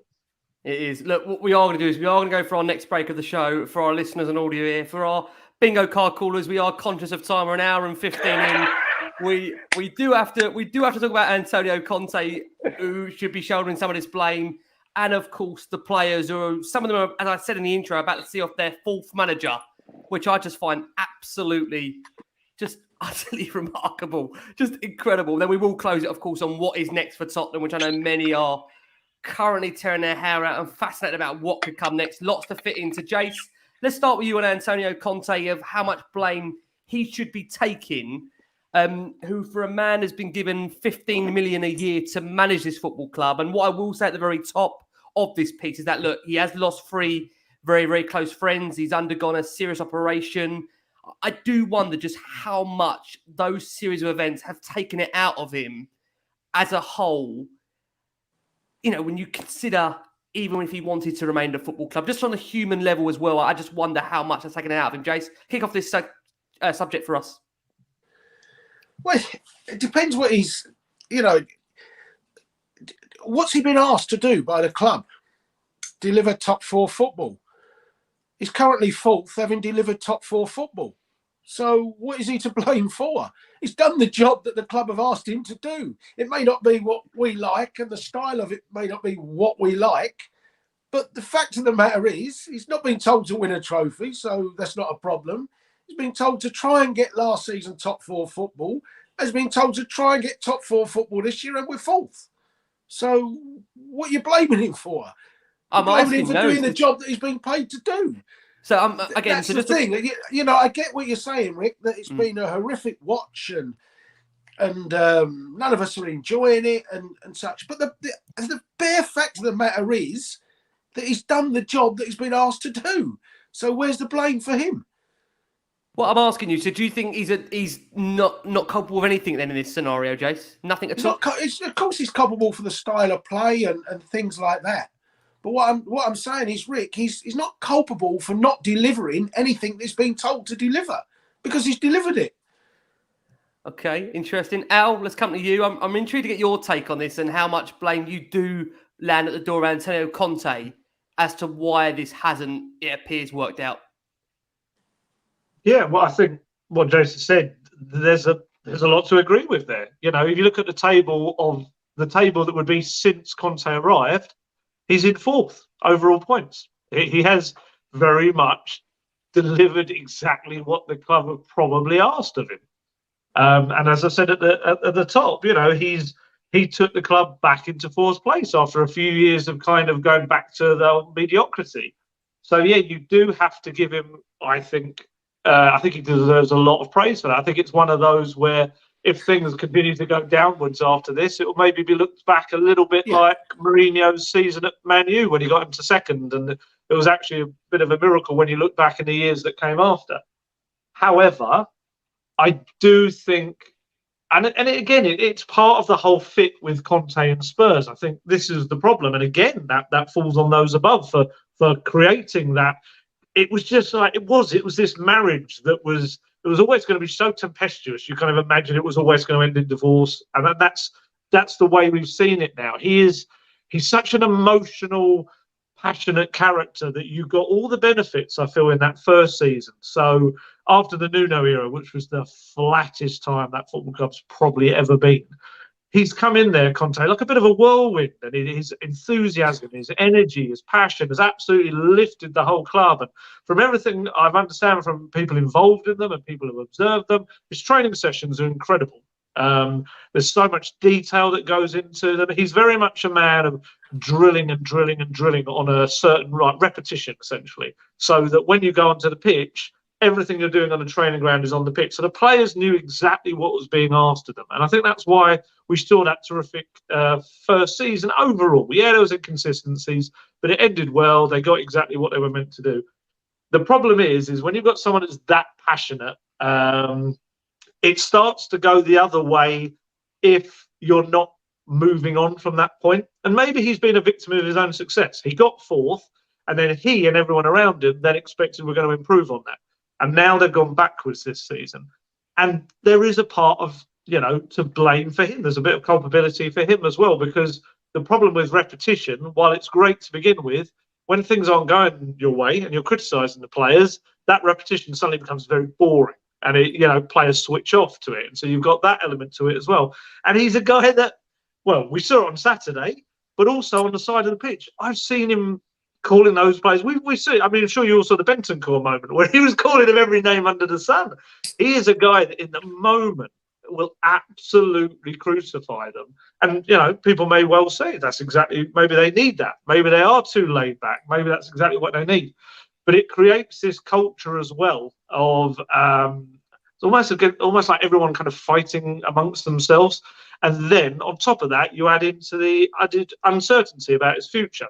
It's very difficult to tell a group of, to tell everyone, patience, when you've clearly not got the patience yourself, to stick around and do it. And the other thing with Conte, and I really like Conte, I think he is, when I have spoken to him in press conference, the answers you'll get when he gets into tactical stuff, he's one of the most interesting coaches I've ever had the privilege of kind of talking to. So I've got a lot of time and respect for him.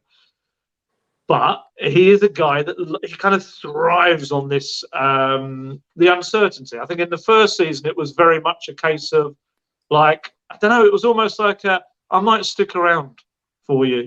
If you play well, I'll stick around for you. And it was always this feeling of I'm doing you a favour. And I think that's always been the big bugbear with Conte. And I think with the players as well, that was fine in the first season. Second season wasn't working. I think I said in one of my articles, you can dangle the carrot on the stick, but then when you start whacking them with the stick, it's like, okay, all right, there's no upside to this. So I do think he's been a victim of his own success. I think his system is so rigid, and it's brought him a lot of success elsewhere. But the problem is if you're not going to provide him with the exact parts that system needs, it's going to splutter and fail. It is. And that's why we're seeing, like Jason was saying about bringing in loads of left backs, they essentially granted him a fourth right wing back because he didn't have the right one for his system, despite the fact that I still maintain Spence would have been perfect if he'd just given him a bit of time, but that's just my thought. So I think we've found that the system, when it doesn't work, has brought some clunky, dull matches. Some of the football this season has been so boring.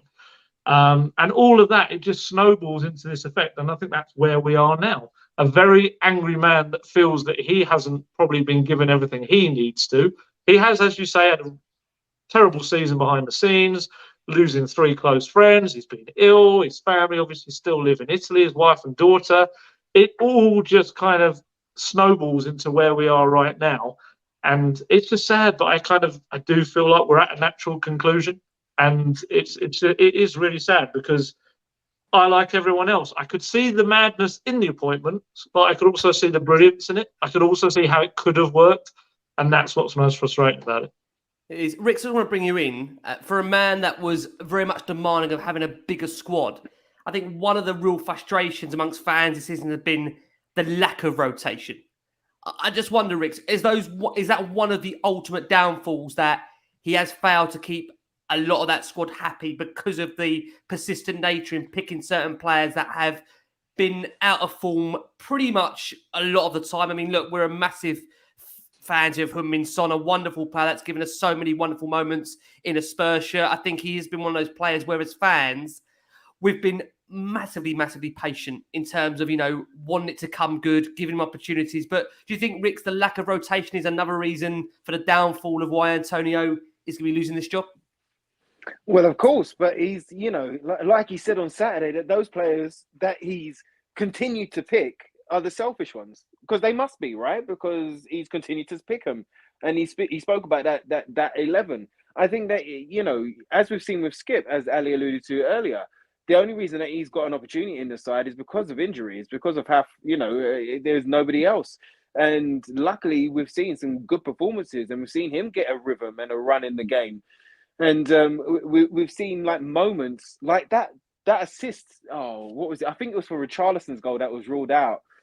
But that assist he done from midfield, it was a cross. It was a cross from inside midfield, and it was just a beautiful ball. It was a beautiful through ball for Richie to latch onto and then score. And then obviously it was ruled out. But you've got to have rotation. He's asked for a bigger squad, and especially when there's certain players out of form, you're rewarding them for being out of form by starting them the next game. And I think the biggest example of that is when Sonny was dropped. When Sonny was rested or dropped, he came off the bench and scored a hat-trick one time, and came off the bench and scored the winner, I think, in the second time. Do you know what I mean? So maybe Sonny needed a bit of a kick up his backside, or needed to build that fire up.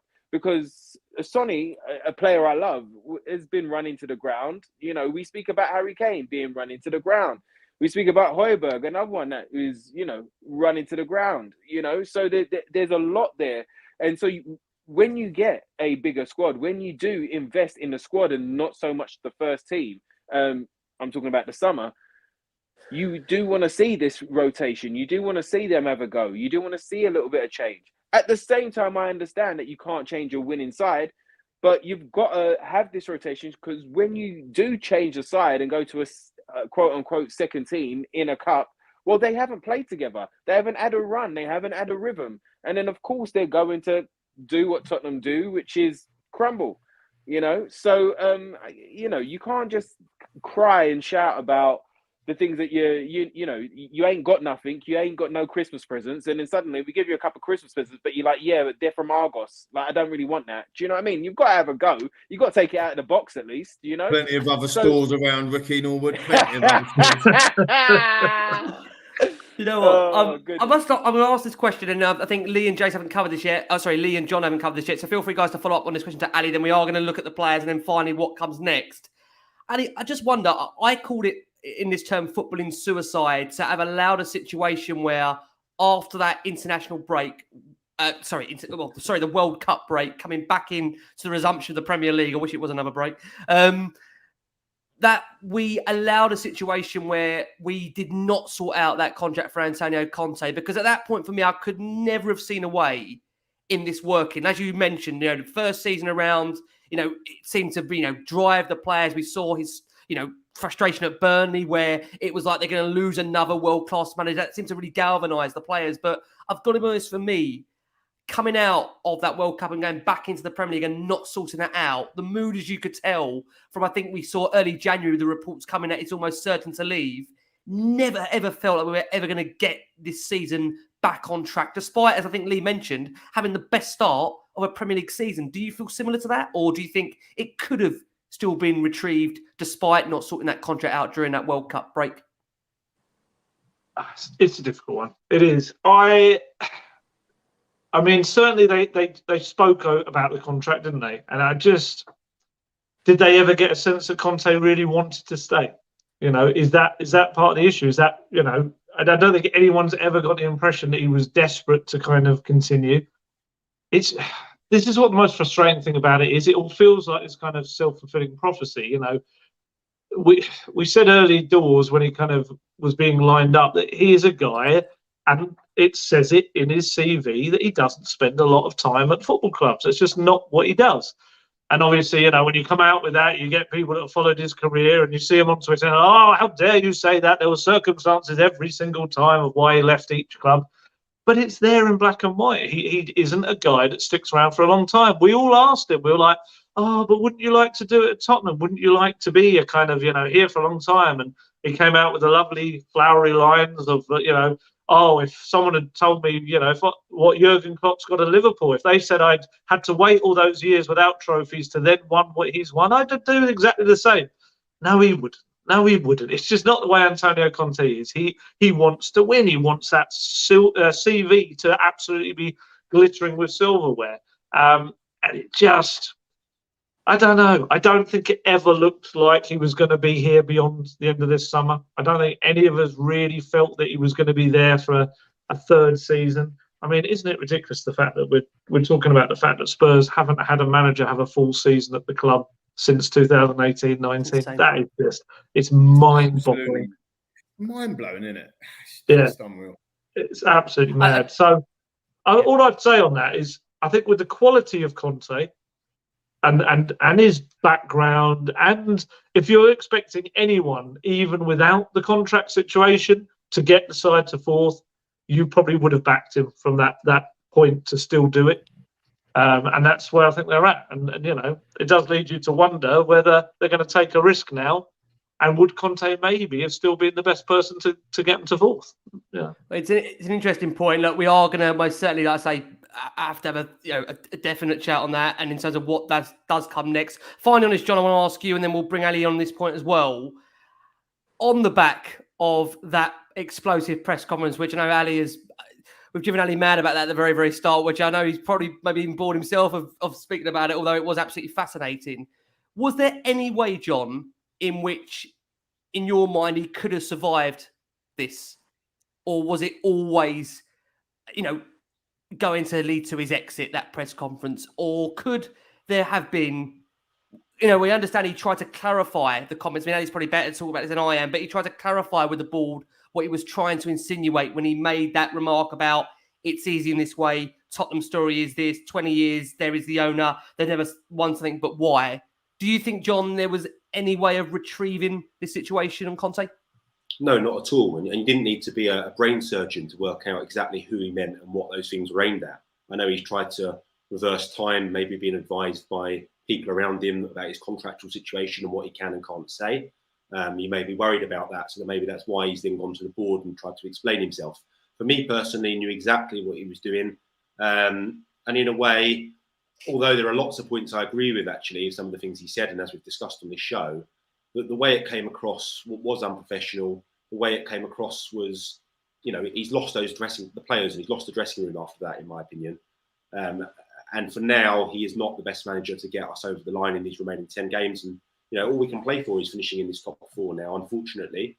And people can argue, well, what's the point of that if you show up like you did against AC Milan? But that's a different conversation. But for me, he lost the dressing room at that point, and I feel like he knew what he was doing, wanted out. All I want from my next Tottenham manager, actually, is to have somebody that, lives and is committed to living in the area and living in the country. You think that Mourinho lived out of a hotel the entire time. You've got Conte, half of his family over in Italy.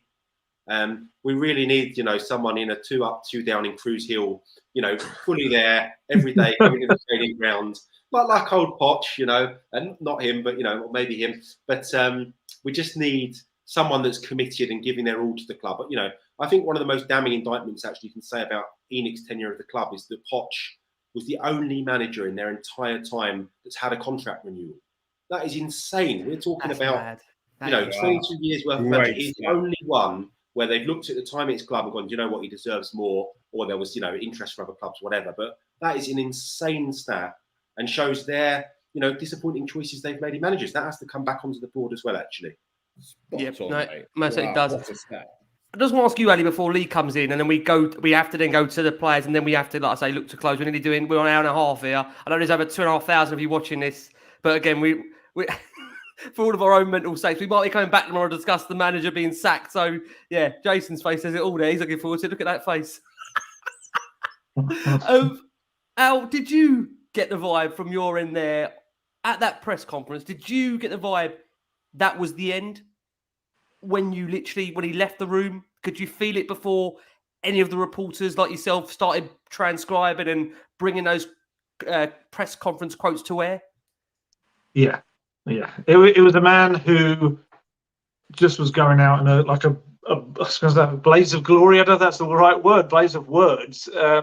He just knew that oh well, it was one of those. It doesn't matter now. I can just say what I want to say. And yeah, it did. It felt like the end game. It felt like torching his relationship with the players. It felt like drawing massive attention to, I guess, the club and owners' failings over the last 2 decades. It was very much, like I said earlier, it was the press conference we were warned about by reporters from other clubs, that he has one such press conference at each club he's been at.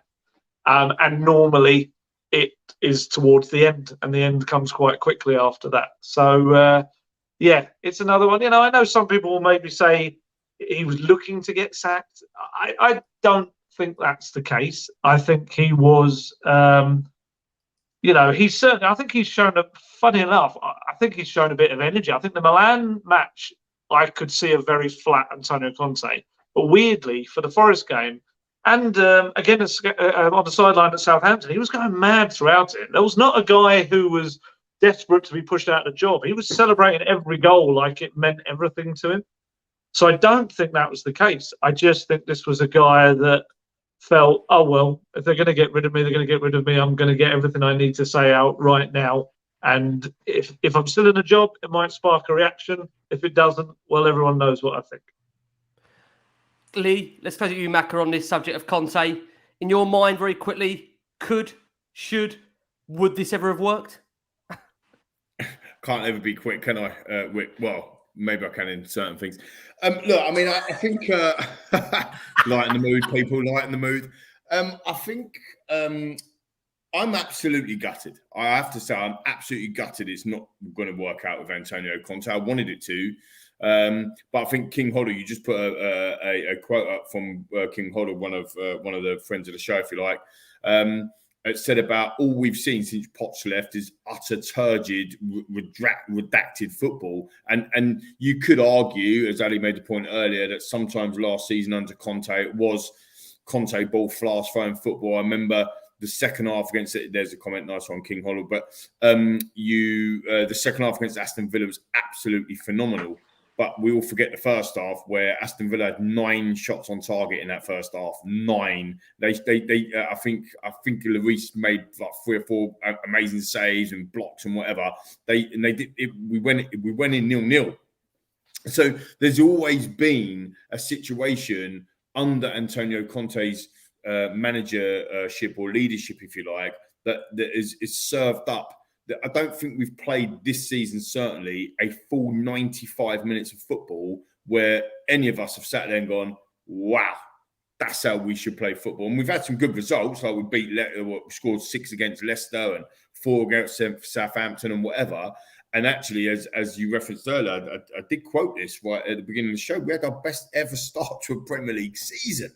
I mean, unbelievable. But I think, again, sorry, Ali, I'm like Ricky Norwood. I watch all your videos as well. I think we'll do. So I might be quoting you again. But we we drew. It felt like a loss. We drew against Southampton, bottom of the league. We've only conceded 6 goals less than them the whole season. They're bottom of the league. That is absolutely ridiculous. And we have the manager coming out halfway through the season or when the transfer window was open saying, yeah, I'm happy with my defence. Really? I mean, how are you? And obviously that comes probably a good segue to coming onto the players. But look, I'm gutted that it's not worked out for him. His position is now untenable, which is why I'm so fed up with Saturday night to Wednesday night. We still don't know what's going on. And we're going to get an email, in about a week's time from our wonderful leaders at the football club telling us that our season tickets are ready to renew. And quite frankly, it's embarrassing. And, somebody needs to come and take the ball by the horns, take the game by the scruff of the neck. That's what they need to do in terms of running this football club. They need to take the game by the scruff of the neck and say, this is where we're going. This is how we're doing it. And we're going to be successful. And don't be embarrassed to say, we're going to go for the league or we're going to go for the Champions League or whatever it is, rather than this meek and mild, we might do it. We haven't really got the players to do it. I'm sick of hearing that. That's the legacy from Antonio Conte that I don't want to hear. Are you with me, though, lads, viewers, listeners? I'm sick of that. I'm sick of belittling our football club. We are, on average, we finished 5th in the Premier League for 31 years. won 17 major trophies in this football club. And although we're going for a very, very lean patch, should we say, but being really polite, we are still a top football club, the 9th richest football club in the world. John will tell me, as he often does. So the reality of the situation is, don't come in here thinking that you're doing us a favour. Come in here. You think of that Poch moment when he's looking around the stadium. I was there at White Hart Lane, and that finale, that was pure pride in managing our football club. And I just want to see that back. I want to see that on the field. And that is a decision that we need to be making as a togetherness, is that we want somebody, if it's Poch or if it's somebody else, running this football club, the football team, with pride and with passion. I don't want Nuno trying to make us proud. I want it proper. You know what I mean, Rick? You know what? Never have said to Lee, quick couple of minutes. Really quick, mate. But it's a good segue over to the players. It's a very good thing. What we are took me back to Saturday night. That it was like flashbacks to go like sitting there in front of Conte. Please, not again, please, no. What we are going to do, we are going to go for our final break of the show for our listeners and audio. There's over 2,500 of you watching us live. Again, thank you so much for all of your incredible support. We're joined by the likes. You have to hit the likes. And you've got to subscribe as well, man. We've got loads of channels after us. We need to start building it up. We're in like the relegation zone, Rick. We need to start building it. I know you hate me doing this, Rick, but we do. You've got to like and subscribe, people. 2,500 of you. Listen to Becca. We're joined by the wonderful Ali Gold on this Last Word on Spurs special. Ali mentioned it at the start. He was booked to come on 2 months ago, killing the opportunity of any kind of exclusive that it might have been a sacked special. Who knows? We've still got time here. We are going to just quickly mention the players and then look ahead to what's next. Al, I'll come straight to you on the players, and we'll go round and discuss what is next. As I said to you, and I've mentioned a number of times during this show, some of these players are about to see off their fourth manager, which I just find incredibly remarkable. I mean, Jason said it a lot on the show that a lot of these players have become accustomed to losing. I think, Jason, I'll let you maybe come to Ali on this. How many of those players, Jason, have lost over 100 games for Tottenham? You said it so often in Last Word on Spurs. I think there's 5 or 6 who've lost now over 90 that they've been in. And in the case of Hugo and Kane, they've been in and around over 150 defeats. By in and around, I don't necessarily mean they've played in it, but they've been at Hotspur Way the following morning when the debrief has gone on. And the worrying thing for me is Oliver Skipp has already been, despite being on loan at Norwich for a year, where obviously he's not in and around anything at Tottenham, since his debut, he's been in and around 64 defeats. He's only played in 20, but you see the clips on All or Nothing where the team are having a team meeting. He's in those team meetings. He's already used to losing. He's not even really a guaranteed first team player, and he's already been around 64 defeats. It's a worrying number. And I think those players, we all know anything you do, be it good, be it bad, feels different when you've done it 150 times. And maybe those players, when they go in under Poch, it does hurt. But 4 or 5 of those were there when we surrendered 5-1 at Newcastle on the last day. When Poch went mad, I think, that day and said these players will have to think about this over the summer. And they're still 5 years on, still losing. It's a dagger to the heart. Well, show up then. It can't be a dagger to the heart because you go back to Hotspur Way the following morning. What's breakfast like after Sheffield in that thing? And that, you see the interview with on Spurs Play not so long ago with Højbjerg sitting down with Hugo. And he talks about joining the club and how, any new player that joins the club looks at the senior players and they see 5 or 6 senior players that have lost well over 100 times for the club. That's a worry to me because it tells you the reaction that you need on the Monday morning after a defeat is not the one that we want as fans. It isn't. We don't want this. We go again. Smiley faces in training. I don't want to see that. I want to see Kane pinning Eric Dyer against the wall or something, threatening to smack him one or something because he's made yet another cock up. Not saying, should we go down to have a pizza tonight, Eric? Because, these things happen, but let's carry on as if nothing does. I can't take it. And the other thing I will say about those players, Rick, So often I hear the reason we're out of cups is because of Davis, Dyer and Sanchez. And our last 15 of our last 16 cup defeats, we've scored 1 goal in those 15 games. 1 goal. Yeah, and Vertonghen against Norwich. That's and so you can blame Sanchez and Dyer and people like that. But we couldn't score a goal against 8 reserves of Sheffield United. We couldn't score a goal in 128 minutes at Middlesbrough. We couldn't have a shot on target against a Nottingham Forest in the bottom 3 that had 10 men. So don't keep hiding behind Davinson Sanchez because, 1 goal against Milan should not see you knocked out. It shouldn't do. So, it's also part Hugo, Son, Kane. When the days matter, you have to show up for us as well. And you can't just say, well, I can't do it because I've got to play with Davinson Sanchez.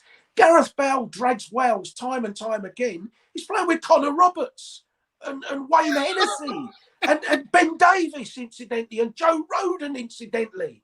So if Gareth Bale can drag people with him, why can't some of our leaders drag them with them? Don't tell me Davinson Sanchez is worse than Connor Roberts and Jack Collins at Wales and people like that. They're not.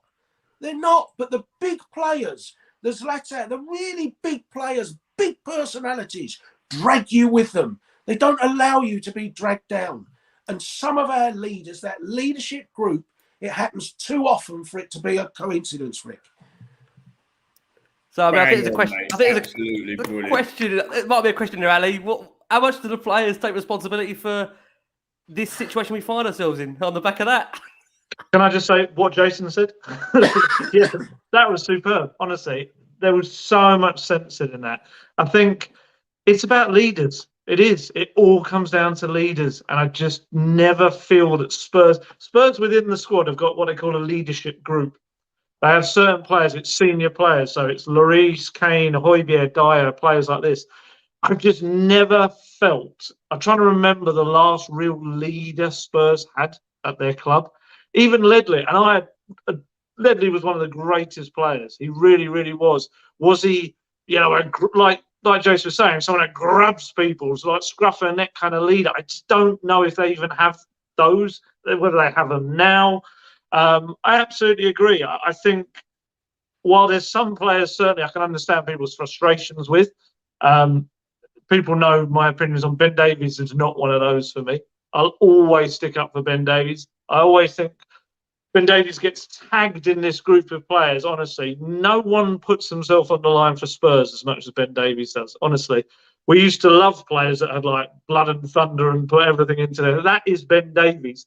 You could argue to the cows come home whether he's the required level, quality, whatever you want to say. But for me, I don't think he deserves to kind of be in that like bin of failure that other players certainly have experienced. But I do think it comes down to the big players. I think Jace is absolutely right. I mean, as much as I love him, Sonny this season, it's just all gone horribly wrong from this season. And there are definitely circumstances. Perisic could be playing a part. The relationship hasn't worked there. But there's plenty of times I've seen Sonny go through and not score the kind of goals that we would see him score. His confidence has just been wiped out. The Sonny fans might quite rightly say maybe Conte's played a part in that. But then you could argue Conte last season got him have his best season ever. He was the Premier League Golden Boot winner with Salah. So there's players like that. There's Kane as well. Kane is... Spurs are absolutely lucky to have Kane. He's been one of the greatest players they've ever had. He's their all-time top goal scorer. Has he, in enough matches, as Jason said, grabbed that team as their world-class player and dragged them through that match? Maybe not. And that's kind of the question mark that some people will always have. In those big games, has he been there? And as we said earlier, Sheffield United, he was there for the last half hour. And this is not me digging out Harry Kane. I think it's the collective. But when you've got a world-class player like that coming on for the last half hour against Sheffield United, you'd expect him to have a fair few shots on goal against a team that's decimated and got kids in it. And that is all across. Højbjerg as well. I think Højbjerg often talks a really good game, and I've seen him have really good games. But then I also see him on the pitch at times just berating other people when maybe he could have been better in that scenario. There's a lot of players who, and the sad thing is I've written this far too many times, of how they will often kind of almost not quite give up for a manager, but you can see they're going through the motions. We've seen it with so many managers. And then the next day, the manager's the one that carries the can. He goes out the door. Those players are left there the next morning. All right, who we got next? Who's the next sucker to come in kind of thing? And the thing is the squad is changing. Yeah, there's 4 or 5, 6, whatever that you'll keep referring to, but that squad is changing. And they're bringing in players who have won silverware elsewhere. Yet they come into Tottenham, and this is probably the biggest thing that I felt Conte called out.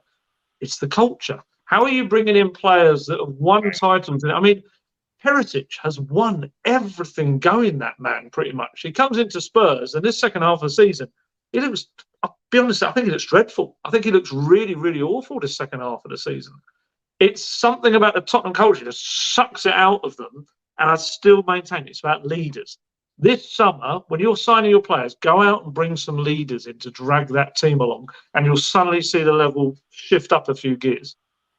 Alasdair, if I may, have Spurs then got a fantastic opportunity this summer? Now, I say that because I expect Hugo Lloris to be moving on this summer. I don't expect him to hang around as a number 2. I think his form has declined. So Tottenham have got an opportunity this summer to go out there and grab a captain. You know, you can bring somebody in. You know, there's 2 arguments to this. One, you bring somebody in who's a ready-made captain. He's a leader. He has all those attributes. He comes in, you give him the armband, and you say, you're going to be the leader of this club now. And you've done it before, and you've got that big game experience, and you bring a total different mentality. You move on from, you know, I've loved Hugo Lloris. I think he's a world-class keeper, my favourite ever Tottenham goalkeeper. But his time is done, okay? We need to move on this summer. So I think a new captain type can be brought in. The alternative of that leadership group is, and maybe the last way you can convince Harry Kane to stay, is by you give him the armband and you say, you play a big part in making these future decisions of the club.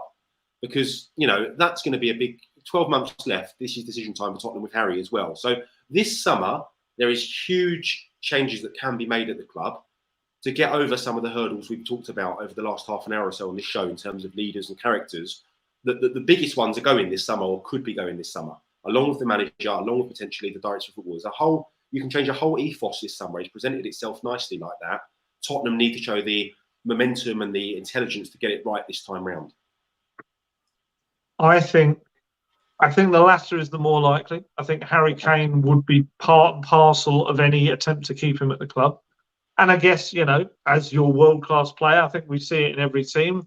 You know, we're seeing like Mbappe with France now as well. It's like he's a kid, but he's essentially going to be the captain. I think logically, as the best player in your team as well, and you are trying to convince him to say, I think the captaincy probably would go to Kane. It'd be an interesting one with Lloris. I think you're right. Certainly, I know that the aim is to bring in his long-term successor this summer, but it'd be interesting to see whether that is straight away, is the now. But then if I'm a goalkeeper coming in, how are you going to convince me to spend a season maybe shadowing Hugo Lloris? I can't really see that. And I think logically it would suggest that it comes to a head this summer and maybe he does head off.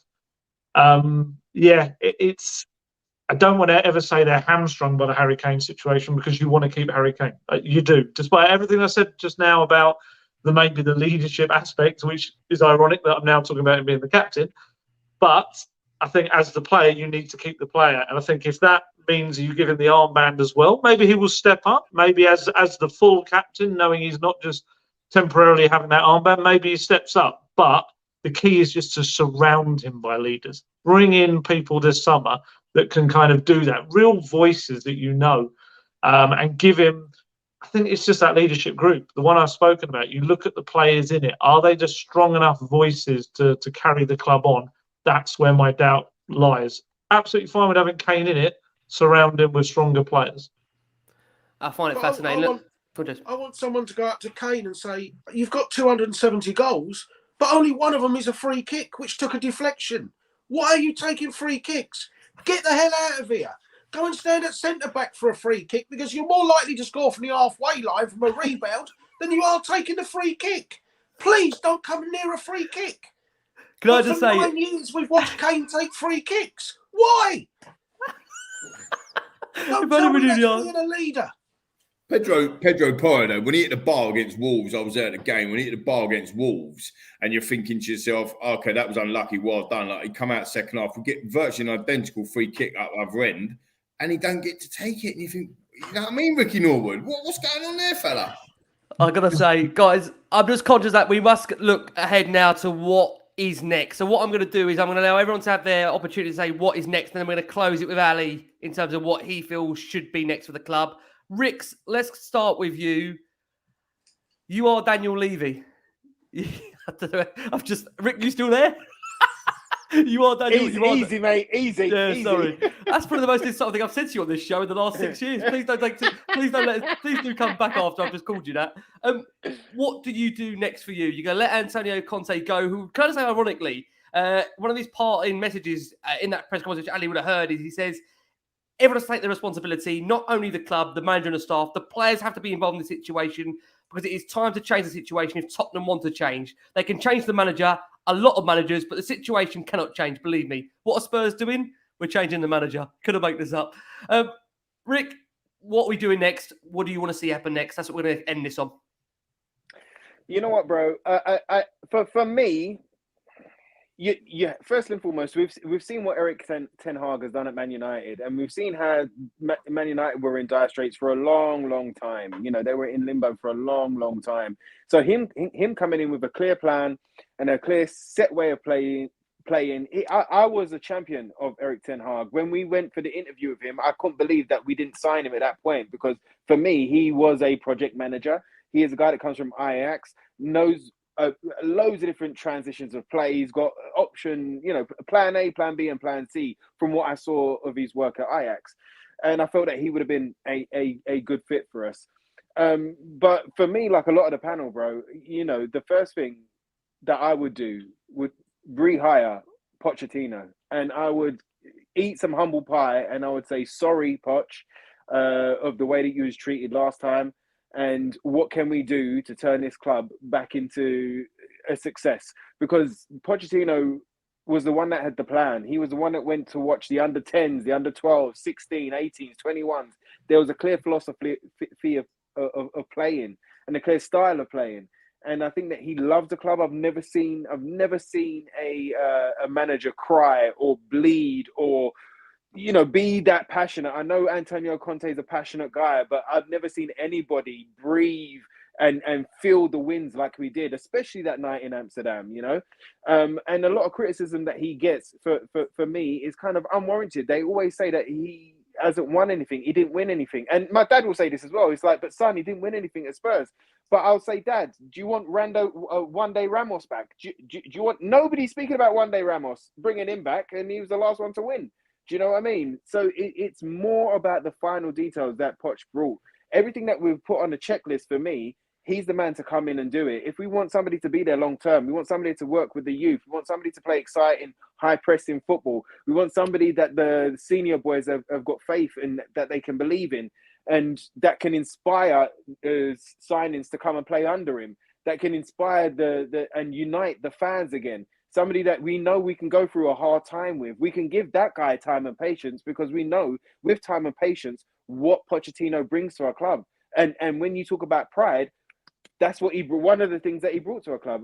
I felt every time that we went up against somebody that we had more than a chance. Do you know what I mean? I believe that we could win without being delusional or whatever the case may be. I didn't care who we went up against when Poch was in charge, because I always felt that we had a chance, or I always felt that we was in it until the last very second. Don't blink with Spurs, under Pochettino. And if you can't go with Pochettino, then I think, there's only one other man for me that you can go for, and that's Ted Lasso, because that guy's got some class and he'd bring some calm. And he might even warm up the chairman like he did in the show. Do you know what I mean? Like, he might even warm up the chairman a little bit, bro. Yeah. But that's the only... Can I say, Rick, we know a lot of the board members listen to this show. Don't give me any ideas, for God's sake. Jesus Christ. Oh, my God. When we filmed off Jason's statement from earlier, we are taking over 2 hours. I know I've got to go to Mr. McQueen soon as well. We could be here for 2.5 hours at that rate. So what I am going to do is I'm going to go to Jason, quickly go to John, go to Lee, and we are going to close it with Ali, who's been an absolute trooper. Thank you so much, Al. I know we're taking over 2 hours. Al said to me before we start, we know it's not going to be an hour. But I didn't plan on it. Ali knows already. Rick always says, but by the way, viewers and listeners, right, Rick always pings us on WhatsApp, on email, and saying, show tonight, lads, about an hour and 15 minutes. And we all literally press Yeah, 2 hours. Yeah, like, don't worry. Like, my wife saying, oh, how long are you going to be tonight? I'm like, yeah, probably 2 hours. It's like, it never is. Jace, let's come over to you. Please accept my apologies, guys. Jace, who do you... I can't believe I'm asking you this question yet again on Last Word on Spurs. How many times have I asked you this question, Jace? Who do you want next in the managerial hot seat? Who's the next contestant, Jace? Do you know what? I honestly don't know. That's the hard thing. There's more people I don't want than do want. I want somebody to come into Tottenham and do what Ben Stokes has done in the England cricket team. Grab it by the scruff of the neck and completely change the thinking and culture that we have there. And Ben Stokes has done that in the space of a few months. So it can be done by someone. I hear what everyone says about Poch. I really do. And believe you me, I loved it. But my worry with the Poch thing is the first year when he got rid of all the won't do's, the Adebayors, the Capoos, the Lennons. And then he brought in a new group, a lot of it homegrown with Mason, Townsend, Kane and things, to try and say, look, maybe these aren't the ones I want at the moment, but at least they'll do what I want them to do. And that's the first stage we've got to do at Tottenham, is to get rid of the won't do's. And if we want front foot, high press football, then we need a front foot, high press striker that will do it, because we haven't got one at the moment. So there's that elephant in the room as well. So you've got to be honest with these things. If you're going to completely rip up Tottenham and start again, there may be some uncomfortable decisions in that people aren't ready to have. But you've got to be brave and bold, and you're going to have to run with it. And the one thing I'd say for whoever gets it, there will be dark days in those first 2 years. There will be a horrific 4-0 defeat to someone. If you get 2 years, Jace, that is, if you get to 2 years. Go for it. Absolutely. You've got Pochettino lost 3-0 at Stoke with 4 centre-halves. We lost at home to Villa, Stoke, West Brom in that first year. But we got through that. But if Poch comes back and we have another year like that, my fear for Poch is that people will then just think, well, this is the bloke that went 11 months without an away win. He didn't win anything first time, and we'll lose faith too quickly with him again. So any name, Jace? Any name at all? Ben Stokes. Give him the job. That's why I love Jace. That's why I love Jace. Make Ben Stokes director of football. Oh my God, John! Let's come down to you. We must go to Lee and must go to Ali, and for all the sake of our own families here, we must close this. John, over to you next, my friend. Yeah, for me, I just ask listeners to the show to think in their head about what their proudest moment and period supporting Tottenham was over the last 3 decades. And I'm talking a consistent period, a period where, we'd regularly get 4 points a season off Arsenal, a period where we'd go to Real Madrid, Barcelona, Juventus away and not lose. That's the period I want to go back to. I want to go back to being proud of supporting this club. I want to go back to going to games and feeling like we're going to win, going to games and feeling like we're going to be on the front foot, whilst bringing through young, exciting academy, homegrown players that give the club an identity. We talk about Arsenal doing so well. They're doing so well with Saka, with Smith Rowe, with Nketiah, with a core of players that mean and understand what the club means. We did that under Poch last time. We've got fantastic academy players at this club that just need an opportunity to shine and show what they can do. On top of we're now the 9th richest club in world football. We don't just need them. We can go out and get the best of the rest as well. But it's about having the blend. All these successful teams in history have had a core of local homegrown players, and that plays a big part in it. Poch did it so well last time with Walker, with Rose. These are players that came from up north, actually, but they settled in and they're a part of our culture and our DNA.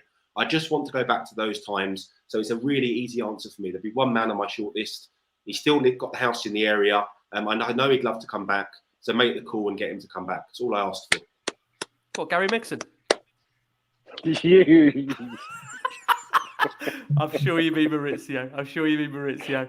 I'm not scaring people. I'm not trying to scare people. Lee, let's come to you. Then we are going to go to Ali. Lee, what comes next for Tottenham Hotspur Football Club?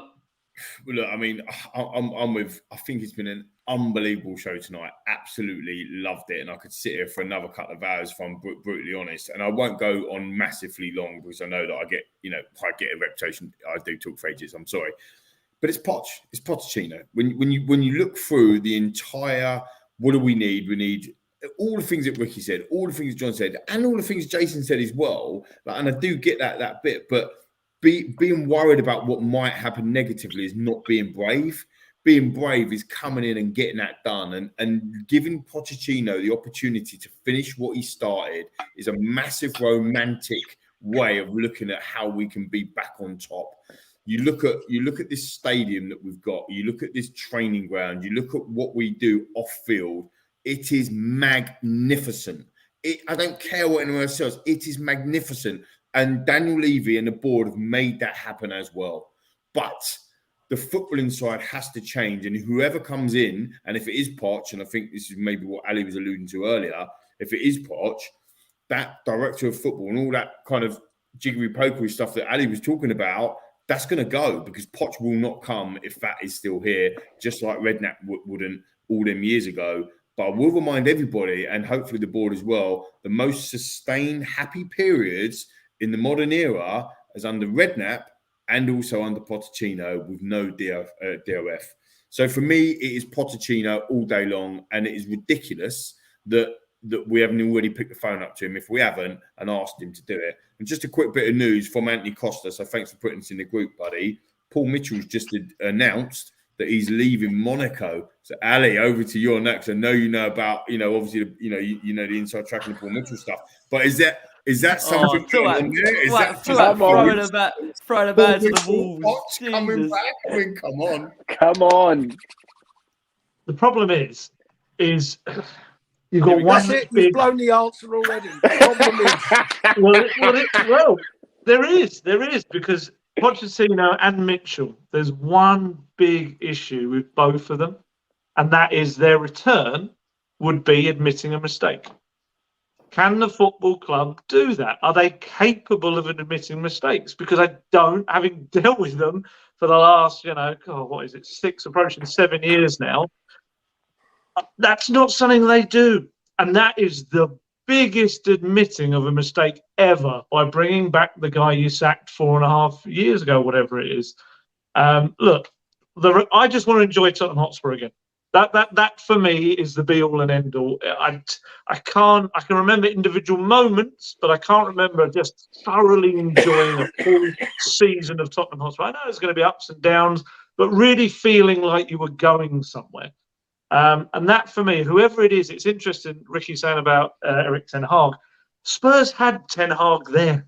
They kept him hanging. He could have been the Spurs manager. They didn't push for it. Paratici came in.